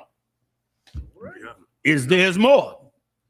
He said they were the first park rangers. So in other words, these brothers came out of the military. They knew they had to give them a job. If they left them alone, they knew what was going to happen. So they gave them a job and they made them park rangers because they figured they can go out there and just check the woods and give them a few dollars and so forth and so on. Meanwhile, that was us. That was our skills and abilities. Salaki, go ahead, No, that was it, sir. Listen, General. if it wasn't for us, we were the first black cowboys. They know it. Yep. But history in Hollywood, we was nothing. We was no cowboys. Yep. Reality was we was the first cowboys.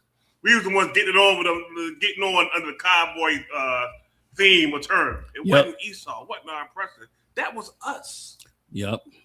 Yep. If it wasn't for the Native Indians, they would not have won that war against Japan. That code, that Navajo code, destroyed them, man. Mm. Like, how you going to... But once again, Christianity, the anity, is what destroys us every time. Wanting to be included in everything. Mm. You understand? And being included with everything. That's how I got us. Mm. And is it from then even to now, right now? Mm. Right now. You got these kids being murdered. One cat got murdered. Well, he was missing, got murdered, found him dead. Other kid gets sexually assaulted on the football team. Mm. Why? You want to be included in everything they have. So now because you're doing that, you're putting our kids in danger. And that's what it is. Why are you doing that? Christianity. Mm. Christian church. Stay fault. And if I could, a lot of those coaches in male sports are big time sodomites. Mm-hmm. A lot of them cats don't show it on the outside. You can't tell, but they in the business of it so they can get to that damn locker room. Yep. You know what I mean? And get to all them young boys in that locker room. I remember being an athlete young in high school, and you could feel the vibration on these Edomites when it was time for weigh-ins or time to, you know what I'm saying? It was always an issue because they would be salivating to go look at the kids' bodies and look at the children that they wanted to molest and size up whoever they thought, you understand, they could really mess with. Big shout out to Madara, Gad. Madara, man, we're gonna square up with Gad with that era. All the Gadites always bring this up. Madara bringing it up too. Big shout out to Madara. He said Buffalo Soldiers was so bad the devil had to turn brothers against one another and use them to help subdue Gad, because white soldiers was mediocre. You know what I mean? Like Custer. You right about that. We in our ignorance did not love Gad like we should have, and turned around and harmed our brothers up under the Edomites. Which once again, that's another good point. Like, black people is always like, well, we don't want to come up against Esau. We don't want to do that. but you quick to come up against another tribe. Right. And that's what you got to fight against as well, because they definitely going to try to turn blacks against the Latinos very shortly. Now that they done lost all of the help that they need and the hands that they need, you can best believe they'll be looking to start something between us and the Latino tribes and the Gadite tribes, and we should be together as one. We are powerful as hell when we come together and stand as a one nation against all the other nations who've been standing as one nation against us. How we gonna turn around, you know what I'm saying, and add ourselves to the enemy's list to go harm another tribe that never harmed us, that in fact gave us sanctuary in many cases. You know what I'm saying? And once again, that's why knowing the Bible is so important. Knowing the Bible gives you the real truth about who's who on the earth. And once again, knowing that also allows you to know the history of who's who on the earth, which allows you to know their track record on the earth. You don't understand white people? Is simple. Since the day they came out of the womb, they was murderers. Christ said it. He was a murderer from the beginning. They've been murderers out from the beginning. And that's what they've been throughout their whole time on this earth, which is why there's no promise of forgiveness for them, because they have been murderers on top of murderers on top of murderers. Whenever they come in, it's because they come to take, rob, and pillage and nothing else, which is also why they so damn miserable. They're miserable because if all you thinking about is killing and murdering, well, guess what? You ain't got nothing in life to enjoy. If you get anything in life, you still can't enjoy it. Some of the most miserable people are people that are wealthy. They sitting in big mansions, done stole and robbed all over the earth. That so-called Jew, big mansions everywhere. And meanwhile, they be the most miserable people you ever met and don't even understand life and hate the fact that you live a life of great joy in your poverty. To them, that's even worse. You understand? I yield. If I can, Jonathan, and that's how white people all operated. They've been killers from the beginning, and they know how to do. Like they always use us to defeat us. If they wasn't getting some black man who they thought was weak or had problems and was scared, they'll use him to infiltrate. They'll use him to go get intelligence and bring back to them so he could destroy them. Black Panthers is just one of many groups that tried to do something for black people, and they sent in spies. Hell, we had brothers in the UPK that came to us and said, man, the FBI offered me a job to spy on y'all and this and that and this and that. They would confess to us because they saw we wasn't no criminals. Ain't nothing to report on us. You understand? And he was locked in with the Lord. So he had to tell us, generals, y'all tell me what to do from here. And that was heavy because they sent spies in our school and offered money to different priests in our school. Look, you know what I'm saying? And so they've always separated us to defeat us. And once again, got a lot of our women scared the hell out of them. So they turn on black people. You understand? Used us against Gad. Used Gad against us. You know what I'm saying? Tried to use us against our Hispanic brothers and sisters. Tried to use our Hispanic brothers and sisters against us. That's part of his gaining control, divide and conquer. You know what I'm saying? And using us to infiltrate us. That's why we stuck together. And then that's why what makes the UPK so beautiful, because we got laws and rules, and this brotherhood is our rock. It is our rock. And if you got this brotherhood in you, then can't nobody infiltrate. Can't nobody make you do this. Money ain't enough. Riches ain't enough. Glory ain't enough, because we all working for the same future from our King and our God that you can't compare to. So ain't nothing worth giving that up. Nothing at all. Your bags, all your offers, none of that is worth it. You understand? So that's how they've always operated with us, General. And again, the beauty of the UPK is this brotherhood. And if you ain't in this brotherhood, you're going to stand out like a sore thumb. You're going to stand out. We're going to see it all over you that you ain't all the way in the spirit in here. You ain't always doing right. And of course, we're going to look at you funny and scrutinize you. And we're going to try to get you on board, but we're going to work out all the demons that's on you. All the forces that's coming out of you, we're going to work on it. You understand? And we ain't going, let nothing corrupt this brotherhood, because that's the rock. That defeats Esau when he looking for who can we make a spy? Who can we make turn against the rest of them? Who can we pay enough? I know he on child support and he's struggling. I know he need money for this and that and this and that. Let's offer him to take care of all that. All he got to do is find something on Commander General YAHANNA. All he got to do is find something on General Hyman or General Hyde. Find something on that damn General Miyagi. He the worst of them. Find something on him and let's move on him. You understand? But it just don't work here. And listen, fake, damn right, hey, General, fake, damn right, give it up, y'all. Hey, fake Israelite groups tried it too.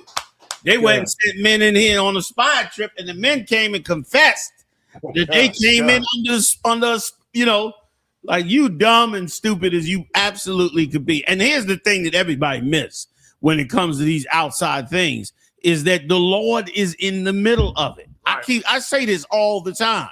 The Lord is in the middle of it.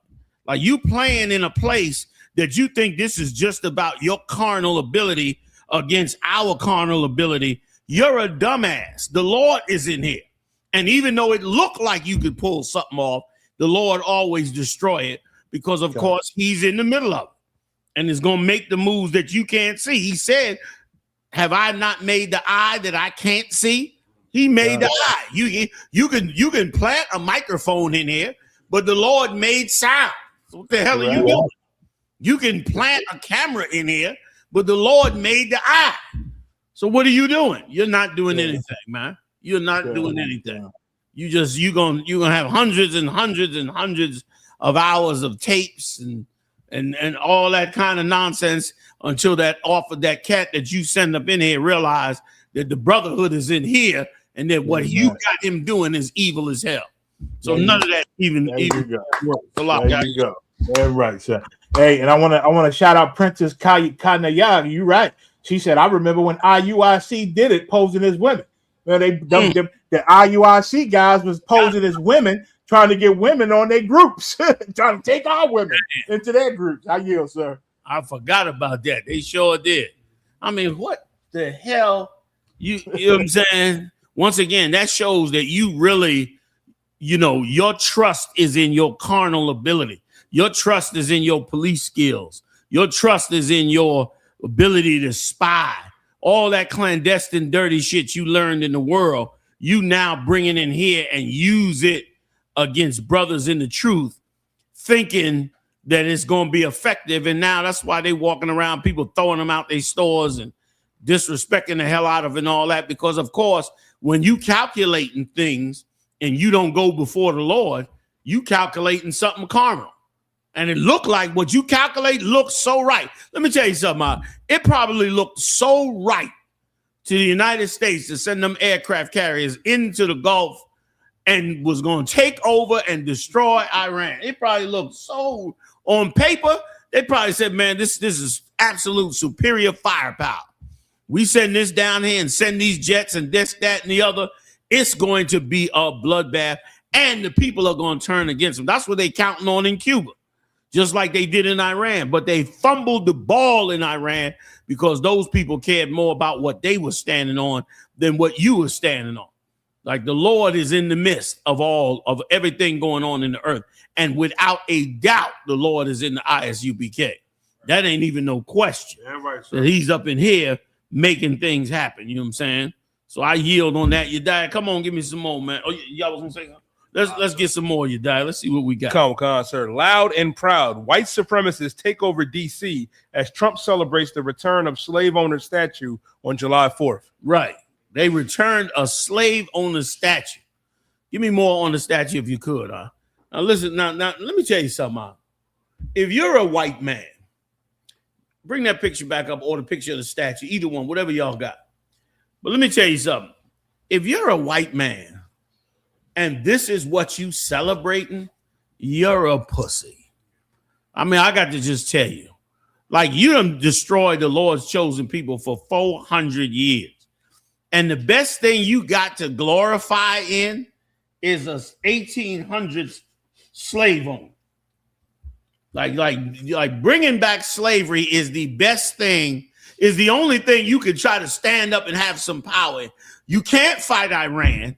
You couldn't fight Afghanistan. China owns your ass. You understand? The Russians are defying you, and all you got left now is, well, at least we could beat up on the niggas. You's a pussy. We've been destroyed. We've been wiped out. And you're gonna go to the ones that just and try and turn around and promote yourselves like you some tough guy for beating up a bunch of people that you put on drugs 60 years ago, who's 3-generation drug addicts. You're gonna act like, yeah, white power, yeah, 1776 again. You gonna get independence from poor black people? That's who you fighting? You was fighting England in 1776. Right. Now you fighting poor black people in the ghetto, broke, destroyed, and on drugs. That's your 1776. You are a pussy. You don't even have you are spineless. You gonna go find, what's his name that they put the foot on the neck? George Floyd, Salakia. Like, you gonna go, that's who you want to fight. You want to fight George Floyd, half doped up, coming out of the grocery store. Like, that's who you fighting. And acting like you so great and bad and tough. You're a punk. You understand? You need to find something to fight for, because you're a bitch ass fool. Like, if you really was bad, take your ass over there and fight the Iranians, or fight somebody who's got their own government sovereignty so that they can show you what you made of. Instead, you want to go get on the subway and act like, yeah, we taking over the subway. You niggas ain't gonna do nothing. You're a pussy. And you need to face that you're a pussy. And did it with mask on. God damn. You put on thieves' masks to do it. Like, come on.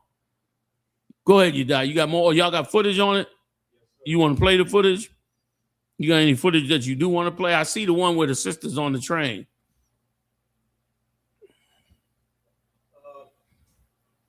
I mean, we could all see what it is.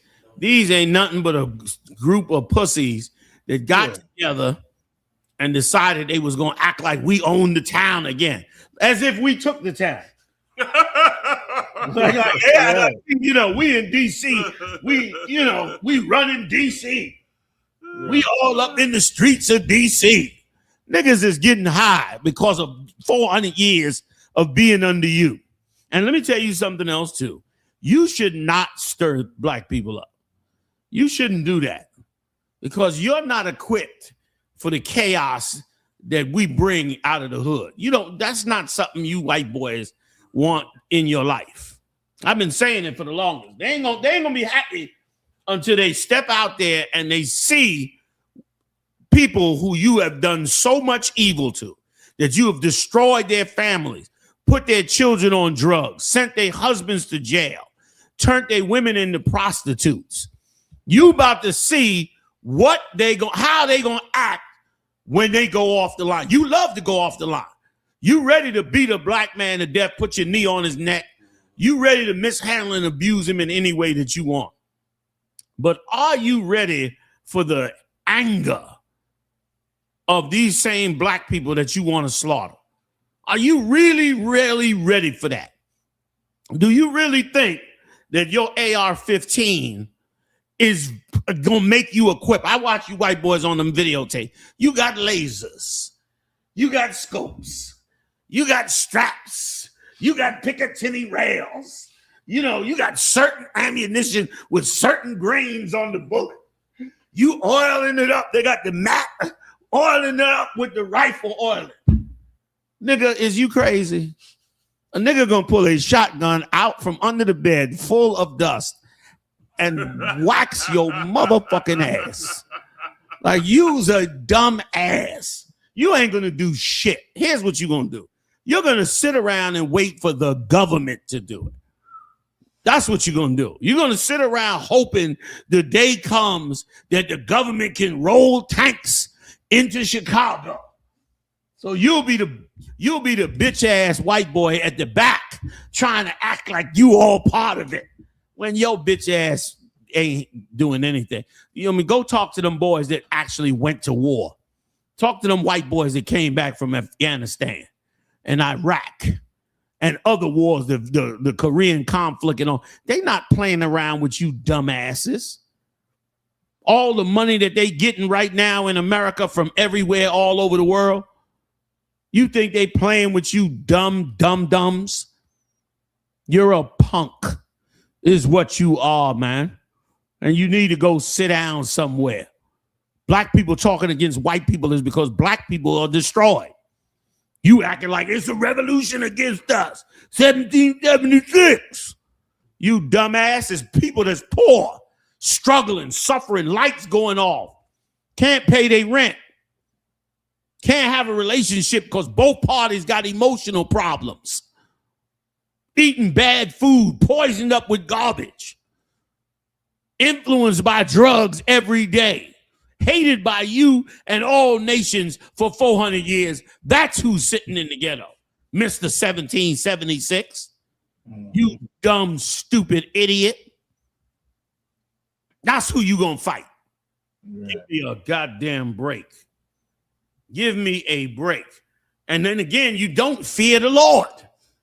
That's the whole problem with you white people. If I went and destroyed somebody, right, and stole everything they had and wiped them the hell out, and they've been wiped out, I would be afraid to go back to do it again. I'd be like, yo, God could be against me. You know what I mean? And I could go out there. You've read the story in Sunday school with that homosexual Catholic priest where David took a slingshot, you idiot, and murdered Goliath for coming up against the Lord's chosen people. You don't never take that into account. You don't never say to yourself, maybe we should stop picking on these poor black people that have been in our ghettos for 400 years. Because maybe, just maybe, we may end up in a David and Goliath situation. And we might just lose. You don't never say that to yourself because you're confident. You feel great. You feel good putting your hands on the Lord's chosen. You think your plans are so wise when you're an idiot. When you are an idiot. And you're down there in Washington with a mask over your head because you got no woman. You ain't gonna tell me them old cream color mask on their head. You getting pussy? Nigga, please. Yeah. Like, you know what I'm saying? You ain't Washington marching you on the train with a cream colored mask on, hiding your little white face. You are definitely not getting any pussy. Yeah. You ain't got no good family at home you ain't got sons at home. You gonna tell me a cat like that, Muhammad, in America, with all there is for them to make money off of and do, and the jobs they got. Let me tell you, we're coming up in from Tennessee, and they had a storm up here in the east. And all down the highway, the power lines and stuff went down. All you saw was convoys of those bucket trucks coming to fix the power lines filled with white boys. $50 an hour, $80 an hour, some of them. They get it. And you in Washington, D.C. with a mask on like you Captain Dumbass. You understand? Give us a break, man. Give us a break. Find a real fucking enemy, idiot. Right. Find somebody that's a real problem for America. Oh, you did. Iran. Oh, I forgot. And you got your ass kicked. And you got your ass kicked. So what you do, fall back and just, let's just beat up on the niggas. But one day, the Lord's going to get tired of that. One day, the Lord going to change the tide, just like he did with Moses. One day, he's going to be angry enough to say, I'm going to fix this, just like he did with David. One day, he's going to be pissed off with you, and he's going to send Christ like he sent him before. And your world is about to change. And you too goddamn stupid to know it. Get you a job, white boy, in McDonald's or wherever you got to do to start off, because you couldn't be educated. You ain't gonna sell me on that. You ain't no educated white man with a goddamn cream-colored mask riding the subways in Washington, D.C., pretending like he's tough for 1776. Give me a break. And see, the problem with you white boys is you think you're going to come to the hood and do this. You do not think the hood is going to come to your little rural area with your little white woman and your little white babies. And you think if they do, the government will step in. You don't even know what the government plan might be. The government might be planning to use us just to run you off of them lands, all them little farms and shit y'all got. They know you got all them bunkers and 100,000 guns down underneath it. The government might be like, you niggas go and get them motherfuckers. and the ignorant ones of us will run right up in your farm, rape Susie. You be on your way home. He be on the porch smoking crack with your wife. They taking the guns out the back. I know how. Listen, I live with Jake. I know how you get down. But you so dumb. Like hating black people at this. It's 2026. Hating black people at this point is like, you know, it's like wearing bell-bottom pants. You know, for what? And most of them, you know, y'all want to jump? Most of them, you know, they just children of pedophiles. This makes Isaiah the 47th chapter so much more clear. Yeah. It may all of y'all need to go at your own time. I'm not gonna bring it out, but at your own time, sit back and read Isaiah the 47th chapter. And for our oppressors, our so-called white friends, you listening as well, y'all go back and read Isaiah the 47th chapter, because what Commander General YAHANNA said is right there in that scripture. That whole chapter about you. And when you read Babylon, Babylon is America. Don't think he's talking about Babylon back in the day. He's talking about y'all right now. You understand? Babylon the Great is America. You understand? So when you read it, you're going to see why the Lord is against you. Why? Because of what you've done to us. And when I say us, I'm talking about blacks, Hispanics, and Native Indians. They're the 12 tribes of the nation of Israel. It's like I yield, sir. If I could, real quick, one last point. I'm coming to you now, Maya. Y'all remember not too long ago when they was pushing heavy racism during the Bush administration against black people? Something strange happened that white people never expect. White men began to feel empowered, like they could do what they want. And a white man went onto an Amish school. Y'all remember that? He took over the school and murdered 8 girls in that school. Because once again, you empowered him to feel like he can go kill who he wants. But you didn't realize he didn't want to kill blacks. He wanted to kill them Amish. He went up in there and killed and raped them little Amish women and got away with it. Not got away with it. That's not true. They eventually caught him, but you get my point. So I yield. Go ahead, Mayak. I apologize. Suck, you know, no sweat, no sweat. I just want to say, and most of them white boys are victims of their parents were pedophiles. They're victims of pedophiles that then molested them and raped them all their young childhood. They grow up angry, you understand, and hate themselves because homosexual thoughts won't leave their mind. Dang. So they frustrated. They come up, and you know, statistics prove that there's every 5 days a white boy kills his whole family in America. That's 5 families every month. 5 families a month of Edomites die in America every month. There's 5 of them. So they're going through hell in their own lives and hating their own people and their uncles and fathers making and putting their rods in their little mouths when they're young. So they grow up angry because they still got a feeling that they want to put a rod in their mouth when they grown. And so now they pick up these guns, and who they gonna hate? Well, we can hate black people and Hispanics. That's legal to hate them. And so they go marching and covering their punk ass faces, like you said, and go marching to hate us. When the real enemy is their own fathers and uncles and their own people and the rich of their people. They're the real enemies. But like you said, they pussies. So they're not going to go fight them because they might get their ass whooped in their mind. So they go pick on who they think is weak, who they think can't fight back like they always do. I yield, General. Back up, John Mayak. Please. 1 point, sir. If you would look up gun violence, of course, we all hear about gun violence day and night. They bring up Chicago ad nauseum when they bring up gun violence, right? The majority of gun deaths in America are suicides. I think it's about 63% of all gun violence in America are suicides. And the vast majority, about 79% of suicides are white men. Damn. White men commit the most murders in America, and those murders are suicides. Yep. They're suicides. Like, that's what's in the mind of these white men that hate black people. It's a misguided masculinity that is inferiority.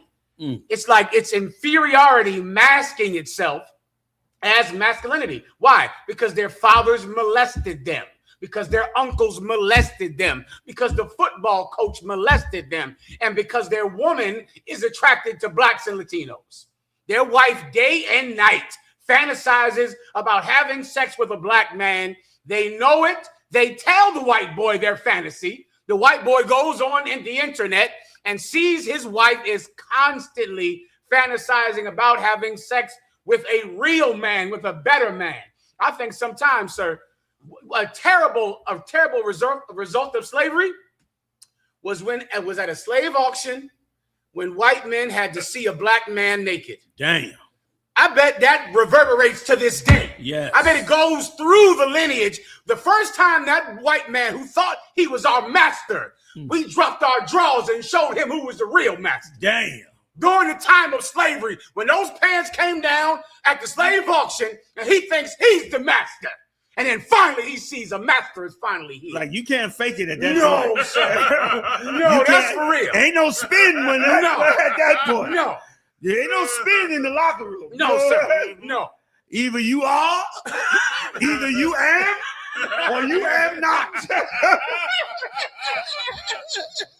Yo, man, what the Lord say? I am that I am.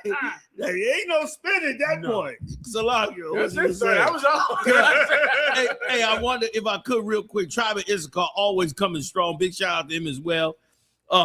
Isaiah 3:12. As for my people, children are their oppressors, and women rule over them. So true. And my people, which lead thee, cause thee to error, and destroy the way of thy paths. Damn right, that's a heavy scripture. Big shout out to you, warrior. You know what I mean? Or sister, I believe it's a brother though. So we going over a little bit, y'all. If you got to roll, we understand, but we hope you hang just for maybe a little 15 more minutes. Because we got in here late, man. We came back off of that 14-hour drive out of Nashville. I just want to say, man, that the brotherhood and sisterhood in Nashville was exceptional towards us. It was very, very kind, man. I brought all my people. I brought 2 van loads, y'all. I had like 30 people with me riding out there. I brought the whole crew, the whole Blackwatch crew. They came. We had everybody came out.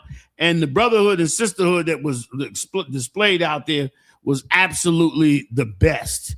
You know what I'm saying? And so we look forward to, keeping that kind of strength up among us. And it was worth every ounce of that drive all the way into that Midwest like we did.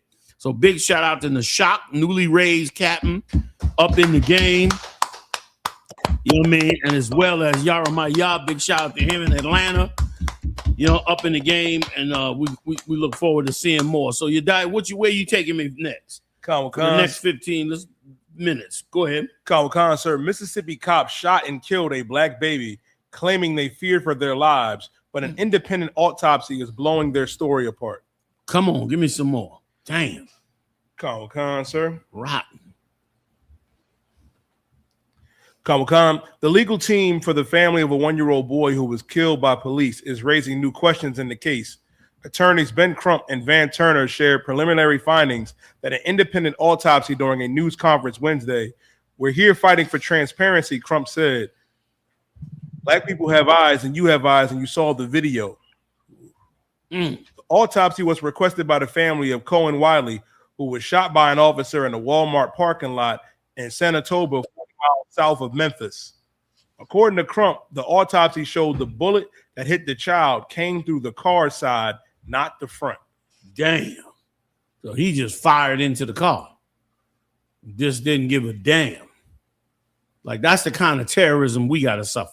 Y'all talking about you fighting terrorism and all that. We living under terrorism every day. Every time you show up with that uniform on and that marked patrol car, we under the possible attack of terrorism every day. And just like any conscious animal, you can't never, ever realize that the cruelty that you do needs to be stopped, needs to be put down, needs to be pushed to the side by the hand of the Lord. You don't never get that because you got no soul. Shot this boy in, I could not even imagine you in your car and they start shooting and shoot your child through the car. And that don't, let me tell you, y'all may not like what I'm gonna say, but that don't just go for you devils. That go for a lot of you brothers out here that's supposed to be trying to handle your so-called business and don't know how to handle your business. You murdering our babies too. You know what I mean? You getting caught up in the game too. Even though it's a worse charge when a heathen kills one of our babies, especially one that is given power to rule over us, like a sheriff, like a cop, or one of those agencies. You get a worse charge because you are supposed to be the one protecting everybody. The Lord knows us under you, that'll never happen. I yield. Y'all want to get in? All right. What you want? You go ahead. Go ahead. You want to give me some more? Or you want to keep going? I got one question about it. You know, how he shooting the side of the car? Exactly. That's what I'm kind of curious about. How he shoot from the side of the car into the car? Damn. And what did he see in that back seat that made him pull the trigger? Usually, okay, a car stop, and you see a gun. Hands up.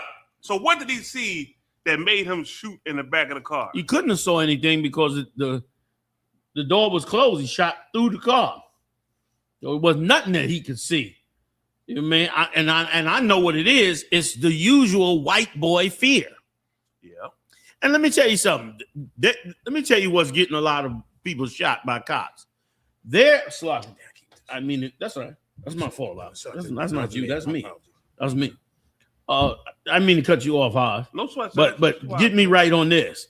A big reason these cops are getting shot is because it's drilled into them to get home safe. Get home safe. Like if somebody make you so afraid of losing your life when you go to do your job, you're going to be extremely, extremely self-conscious of anything that looks like it's threatening your job. If I go work a forklift, and every day before I go work the forklift, the supervisor said, be careful, don't let nothing fall on you. Be careful, don't let nothing fall on you. Then every time I move that forklift, the only thing on my mind is making sure that crate don't fall on me.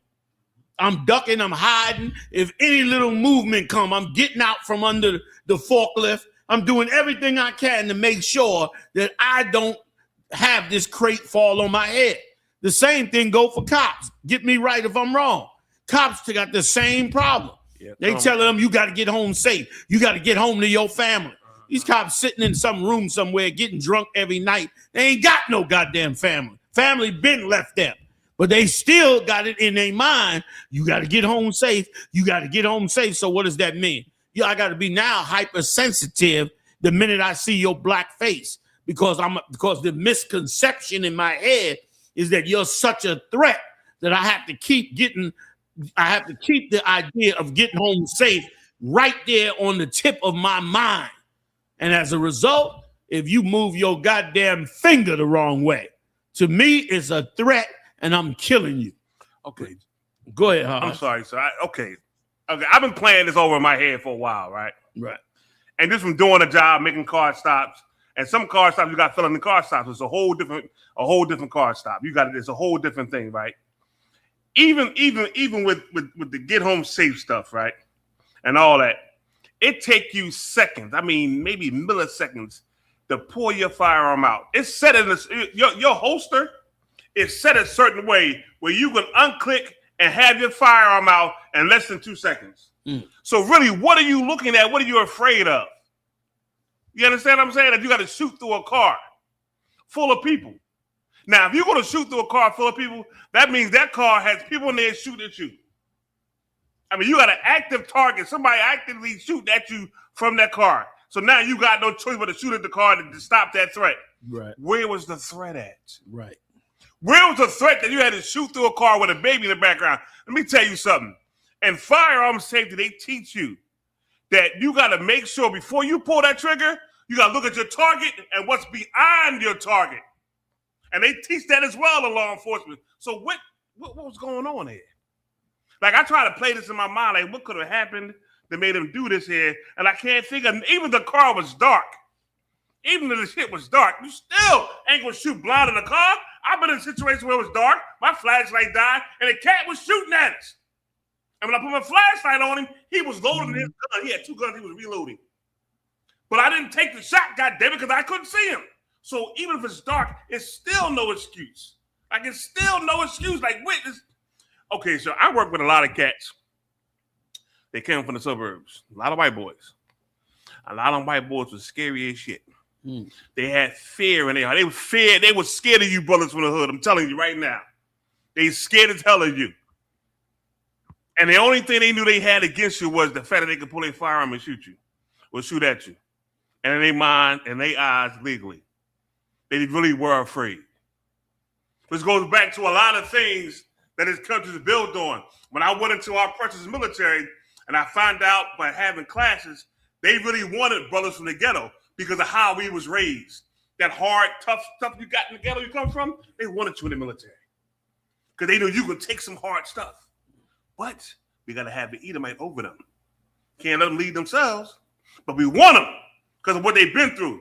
They've been afraid of us for a very, very long time. I've been through that. I had to tell one cat, man, listen, you got me. I said, he called, and his voice was so high, like he had a high octane like Mariah Carey. And we went flying because we thought something was going on. You know what? Nothing going on. He had a regular car stop. It was a regular car stop, but he was so goddamn paranoid. Just scared. So I waited after. I said, man, listen, man, if you afraid, then don't do no more cars. Don't do this shit out. You will get somebody hurt flying to help you, thinking you something happened to you, and everything is good. He looks at us like we crazy. Like, wow, these cars coming. Nigga, you just get a high octane on the radio. That's a key thing. So I say all that to say, I think about what happened. I can't see why this cat still shot through the car. And if they protecting him, then that means he has somebody as a relative on that's like a commander or something. He knows somebody that's high up. And they already knew what kind of officer he was. This ain't the first time he's done something dumb or something that can get somebody hurt. They've been knew it. So now they got to protect him because now they stay behind on the line as well. So they got to back him and protect him. And if I could, also too, they put so low value on us, it really don't matter to them. You know what I mean? Like if it come down to them shooting us by mistake, well, it's a nigga. So it ain't that, you know what I mean? It's not that expensive an issue if you do that in their case, which is what they do, which is evil as hell. And let me tell you something, that'll only change when we put value on us. Like we keep forgetting we could do whatever we want with us. If we decide if black people decide we ain't gonna allow no more drugs to be sold in black neighborhoods, we'll end it. Latinos, Native Indians, we can just end it. It may not look like it, but you have more power than you ever think. You have to fight the CIA, of course, because they want to keep selling drugs in your neighborhood. Just lost the sound, corrupt cops, but it's gonna have to be done. Lost the sound. Mayak lost sound, fam. I think he's saying you lost sound. Me? Y'all lost me? Mayak, can you hear me? I think we lost Mayak. Hello? 1 2 1 2 1 2. I'm good. All right, y'all get Mayak up then. Let me read one more point. Madara said this. A white man just attacked a 15-year-old boy, a Gadite. A 15-year-old boy, a Gadite, tried to rip his braids out, hit him with a golf cart. Damn, tried to run him over multiple times, and further assaulted him. If we want to protect our babies, we got to get into the UPK. Damn right. Let me tell you something. That is so right. And once again, you only going to do that to somebody if you don't believe the repercussions are going to be that serious. Like you ain't going to hit nobody with no golf cart. Try to run them over twice. Try to rip their braids out of their hair unless you feel there's no repercussion. If you think there's no repercussion, you'll try it. The first drop of a dime. General, I know one time, this is when we was in classes. I had met y'all, and I started taking classes, and the brotherhood classes, you hit me that scripture about, man, what's the one you hit me with? And I remember, I believe I forgot the shit. Where the guy said, this do what's right, and take no more, don't do wrong to people. That was John the Revelator. Yes, sir. Which was so damn heavy, full of you, die. Yeah. So I'm thinking of that scripture. So I get a call. Everybody from Philly know 46 and Mark. I get a call, robbery, pointed gun. And I pull up and I get up there and I see the cat, right? I see a cat fit the description. I hop on my car and he got 2 boulders in his pocket, 2 boulders. And he had his hand on one of them. So I saw it. It was like, all this happened within seconds. I said, all right, that's the hand that got the gun. I hop out, I get on with a young brother. You can tell almost, a cat that's a career criminal, a cat you gonna end up fighting, y'all gonna end up scrapping, y'all gonna end up getting on, or a cat who don't know what the fuck he's doing. He's out here and he's just made a mistake. I knew he wasn't no career criminal. I knew he was making a mistake. I read his whole persona. So I jammed my hand in his pocket. I felt the gun in his hand. He couldn't get it. He tried to run. I ain't let him run. I grabbed him. I threw him on top of the hood of the car. I looked at him. I just laid on top of him. Now, at first, I could have scrubbed him. Easy. I laid on top of the brother and called it. I said 46 in market, 46 in market. And cats came flying in. Now, he was the one who did it. The young brother, the sisters were so good. I thank the Lord for this here. And I thank for the classes because, the other side is what they try to teach you and put in your head. But it was combating what I was learning from y'all. So that was stopping me from a lot of things. So kind of find out. I take the gun off of him. I go to unclear the firearm. He had a small 25. He had the bullets in backwards. Good night. I said, what the fuck? I'm like, what the fuck? Good night. I'm like, hold up, the bullet. I'm like, hold up. Why can't I clear this shit? And I finally get it clear, the bullet in the backwards. He a more danger to himself. You getting, all available units, Meanwhile, this nigga finna kill himself with the damn 25. And I'm like, wow. And then, I get him in the car. He started bawling, crying. He said, man, I ain't want to do this, man. I live right over here in the projects. I ain't got no money, no job. My baby mama, my ear, I ain't got no money. We need food. I had to come do something, but I got this gun from somebody. I don't know what I'm doing, man. He was crying. Right, because of course you starving him. Yeah. You know what I mean? Black man get a felony, that's it. Yeah. If you don't get there's only two things you could do once you get a felony. Yeah.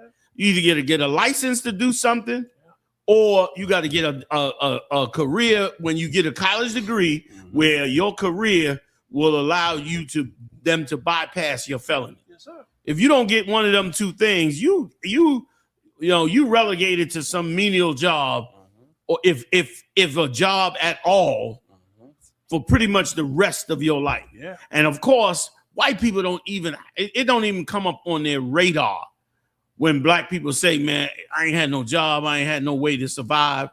You know what I'm saying? And they did something. If you ever watched the TV series The Wire, they put so much of the evil witchcraft that is done to us in that movie. There's a scene, I remember it like it was yesterday, with the young girl, the young dyke type of girl. And she's in there and and one of the cops say something to her like, you know what I mean? Why you do this? Like, why you keep doing this? And she said, you got a better way for me to eat? Like, in essence, telling young brothers and sisters, go become a drug dealer because there's really no better way for you to eat. And we walk around with that kind of, brainwashing, and we be believing that you got to sell drugs. Yeah. When you don't have to sell drugs, we can come together.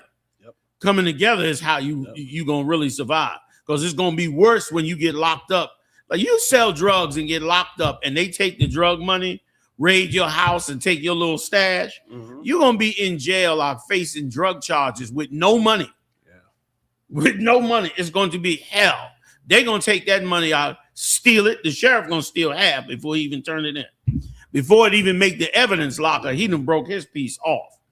Might give the judge a little taste because the judge is running the record. Now, if he give the judge a little taste, you think you going home? Yeah, what lawyer you got? You going to plead out. Why are you gonna plead out? Because the judge is gonna make sure you don't have a chance but to bleed out. And what happens is like guerrilla warfare being done to us. They increase and increase while starve us more and more and more with rules and laws and so forth. And as a result, here's where we end up.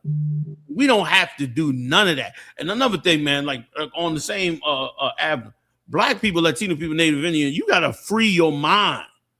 Your mind is trapped in this place. Like you believe certain things you cannot do. You believe certain, you know how many times I done traveled places with brothers and one of the brothers say to me, man, I never thought I was going to get out of my hood. Y'all heard that before? Yeah. I know many times you talk to a brother, he was like, man, I never thought I would ever get out of my hood because you be so conditioned to just be trapped in this place that you don't even think about what's going on outside of it because you too stressed out trying to maintain what's going on right here, which is the point of this evil place. You know what I mean? Which is the point, which once again, then once they got you at that point, then they bring in the other nations and they just come and eat you up, and there's nothing left of you. Right. And then stupid ass white boys gonna put on cream colored masks and ride the fucking subway talking about 1776. You know what I mean? You like 1776 my ass, nigga. I can't get a bag of chips from the corner store. What the fuck are you talking about? You know what I mean? It's a damn joke, man. It's a lot of y'all. It's a lot of y'all. One more thing, just the water. Most uncredited. And for people who, you know, when critics listen, when you respond to jobs, some jobs you respond different ways. I can't nowhere in my mind think about back when I was working on that job. Responding, thinking about I'm gonna use deadly force on somebody who stole Pampers. If the call came out stolen Pampers, or they stole Pampers, this is almost like a well-being check or something like that. There's no reason to escalate anything.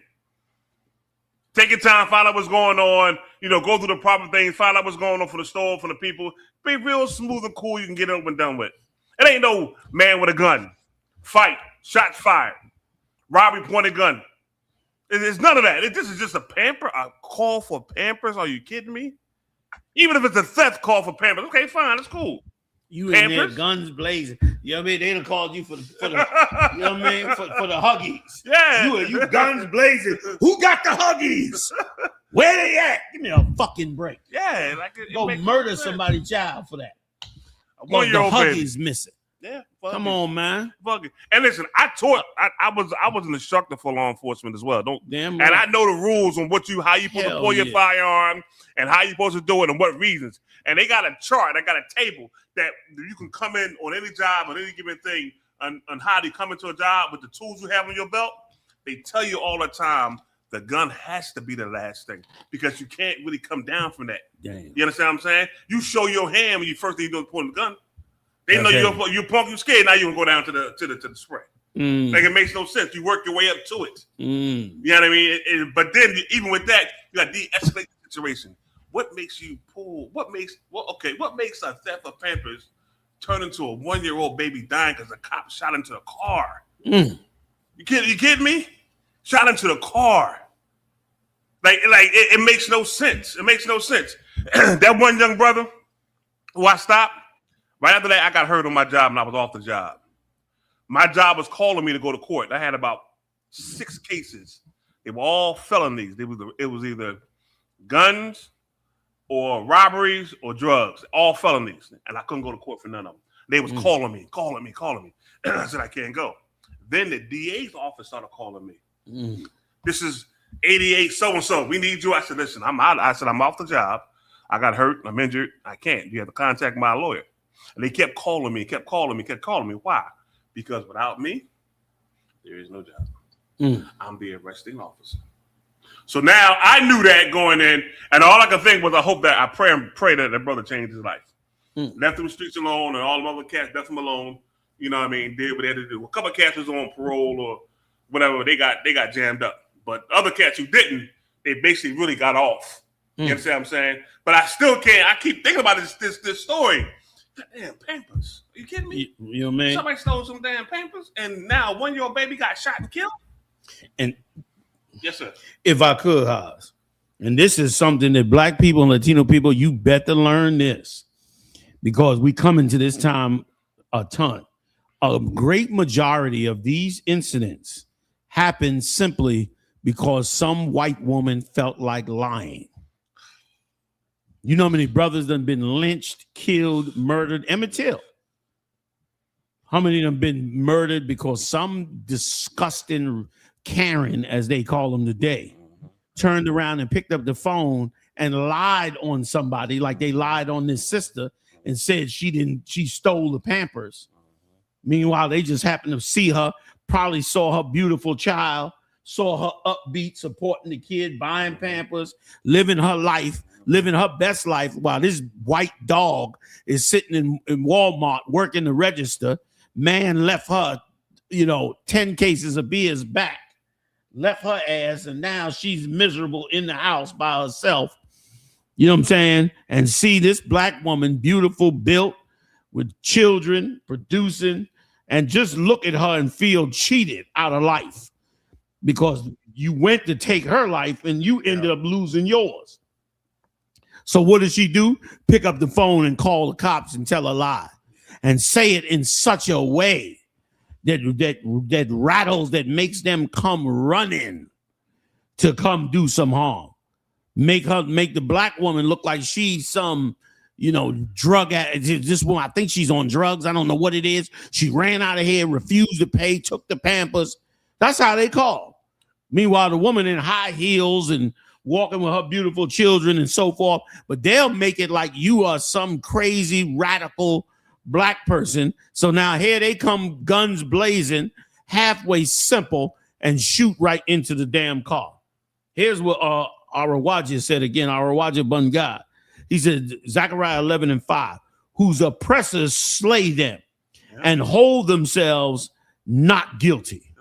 And they that sell them say, this is a heavy thing right here. This here is some heavy brainwashing. Blessed be the Lord, for I am rich, and their own shepherds pity them not. They know you ain't got no black leadership. They know you don't have any black leadership and that your own leaders have no pity on you. So they'll just do whatever it takes to run them down the road. And that's why, can I just make it one more point? Yes, sir. And that's why I respect those people that make them podcasts about Hollywood and about them actors wearing dresses and all of that, because they understand those are leaders that don't give a damn about us. How you gonna be a black man with all our legacy still putting on a dress because white people ask you to do it? You go put on a dress, never saying to yourself, how horrible is it that you wear a dress and our sons have to see that? Our sons have to experience that. Same with the music. Transvestites and like Michael Jackson and fags like Prince and others, you turn around and promoted them, and black leaders never came up against it. Never pushed back against it. Nobody ever would say anything wrong about Michael Jackson till the Israelite school of UPK did. That's right. It was like taboo to say. I remember I would ask girls way back in the day, do you think Michael Jackson's gay? Oh, please. No, he ain't gay. No, he ain't gay. I wasn't sure about the story with the molesting of the children until I saw the letters. When I saw the letters, you saw the letters. Once I saw the letters, you didn't have to convince me no more. Them letters was good grooming letters. This is how you would groom a child to be molested, was in them letters and what those things that he was saying. And we promoted that transvestite like he was the greatest thing on earth. When meanwhile, that same type of promotion is what's destroying us. It's what's allowing us to be destroyed. So, of course, some white person could come along and just say anything about us and ruin our life, ruin this sister's life just off of jealousy. Just off of jealousy. Once again, last point, that's why I admire, no, that's a lie. I don't admire them. But that's why I clearly see the strategy of the Orientals. They do not flash in front of the other nations. You go way up in the suburbs where they live, with they big houses from them little Chinese restaurants, that's when you see them in expensive jewelry. That's when you see them with all designer clothes, head to toe, all designer clothes. But when they down in the city, they consider that joint like work. They in a pair of dirty ass gray sweatpants with a damn Mao Zedong vest, like they about to go work in the rice paddies. And that's how they running their businesses, and they don't show them nothing because they don't want white people getting jealous and turning on them, and black people either. And that's why it never seems like, no matter how long the Chinese restaurant has been there, it never seems like they making any money. They make it their business not to upgrade the Chinese restaurant. When they get a certain age old, they keep it dirty and destroyed. They don't change that because that's part of how they make their money. If they renewed it and put new lighting and changed the awning and all that, after a while, you'd be like, oh, it's nice in there. They must be getting some money. Meanwhile, they leave it exactly like that and leave all of them exactly like that. So no matter which one you go to, it look like a damn rat hole. And you go in there and get your food and they get rich. You know what I'm saying? Damn, Jim, let's say I never thought about that. Yeah, like I remember always going to the spot always look dirty and fucking up and shit. You know what I mean? Like, and let me tell you something. It's heavy you say that because as black people, we have such poor leadership. Don't nobody nobody bring out how these things are being done like a real strategy. Like they ain't just coming to America, getting a loan, opening a Chinese like the model minority try to tell you. You understand? This is organized, mob-tied business operations on how to rob black people. Go to look at the liquor stores. They liquor stores is in some of the most dangerous hoods you have ever seen. And they set that plexiglass up and they quiet about them. You don't know how they take their money in and out. You don't know how they move with their vehicles. You don't know none of that stuff. But meanwhile, they sitting right dead in the middle of the hood. And that plexiglass is thick enough to stop a shotgun shell. Yeah.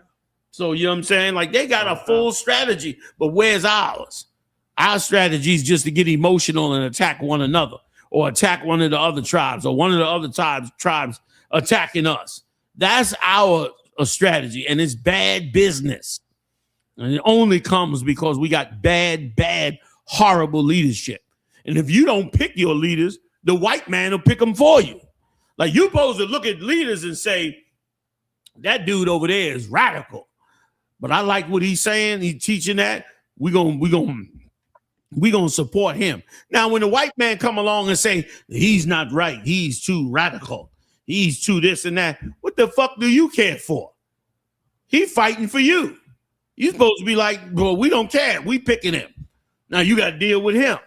But instead, you go get rid of that leader and let them give you a Martin Luther King. And then you wonder why we getting wiped the hell out. We got to fight for better among us as a people, man. We can't just let it go just like that. You know what I'm saying? With that, I'm going to yield your diet, man. We pushed it long, man. I want to thank everybody for joining us up in here tonight and running so late. Big shout out to my heavy hitters in there. General Muhammad, give it up, yeah. Heavy hitting, boy. Did a hell of a class in Nashville. Meant to tell you, man, congratulations again. Blew out Nashville, something real, man. It was lively as hell. Big shout out to General Micah. Oliver came all the way out Nashville as well. You understand? It really rocked out with us out there. Big shout out to General Hazard Young up in the building with us as well. And of course, the absolute best Blackwatch crew in the world. Officer Morale, Officer Yediah, Officer Mathumyard, and Officer Iqbal, who's on leave right now, man, holding it down. Big shout out to all you brothers and sisters out there. Big shout out to all those, you know what I'm saying? I'm beginning to know the names all in the chat, man. A lot of y'all officers and stuff and other brothers and sisters chiming in, man. Really appreciate the love. We'll see y'all next time live on the UPK. Monday and Wednesday night, y'all, 9 p.m. Let's get it, y'all. Yeah.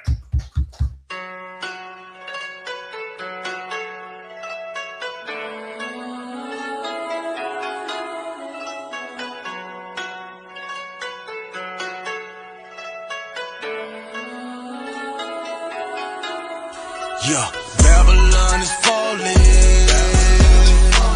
To rise no more. Babylon is falling.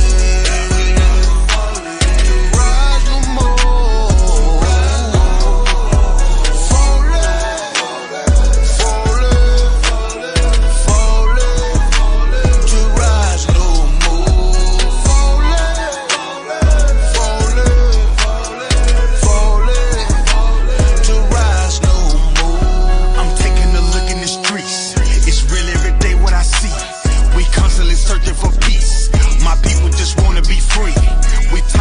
sell blocks in the bullshit. That lying nigga in the pulpit. Same shit, but a different day.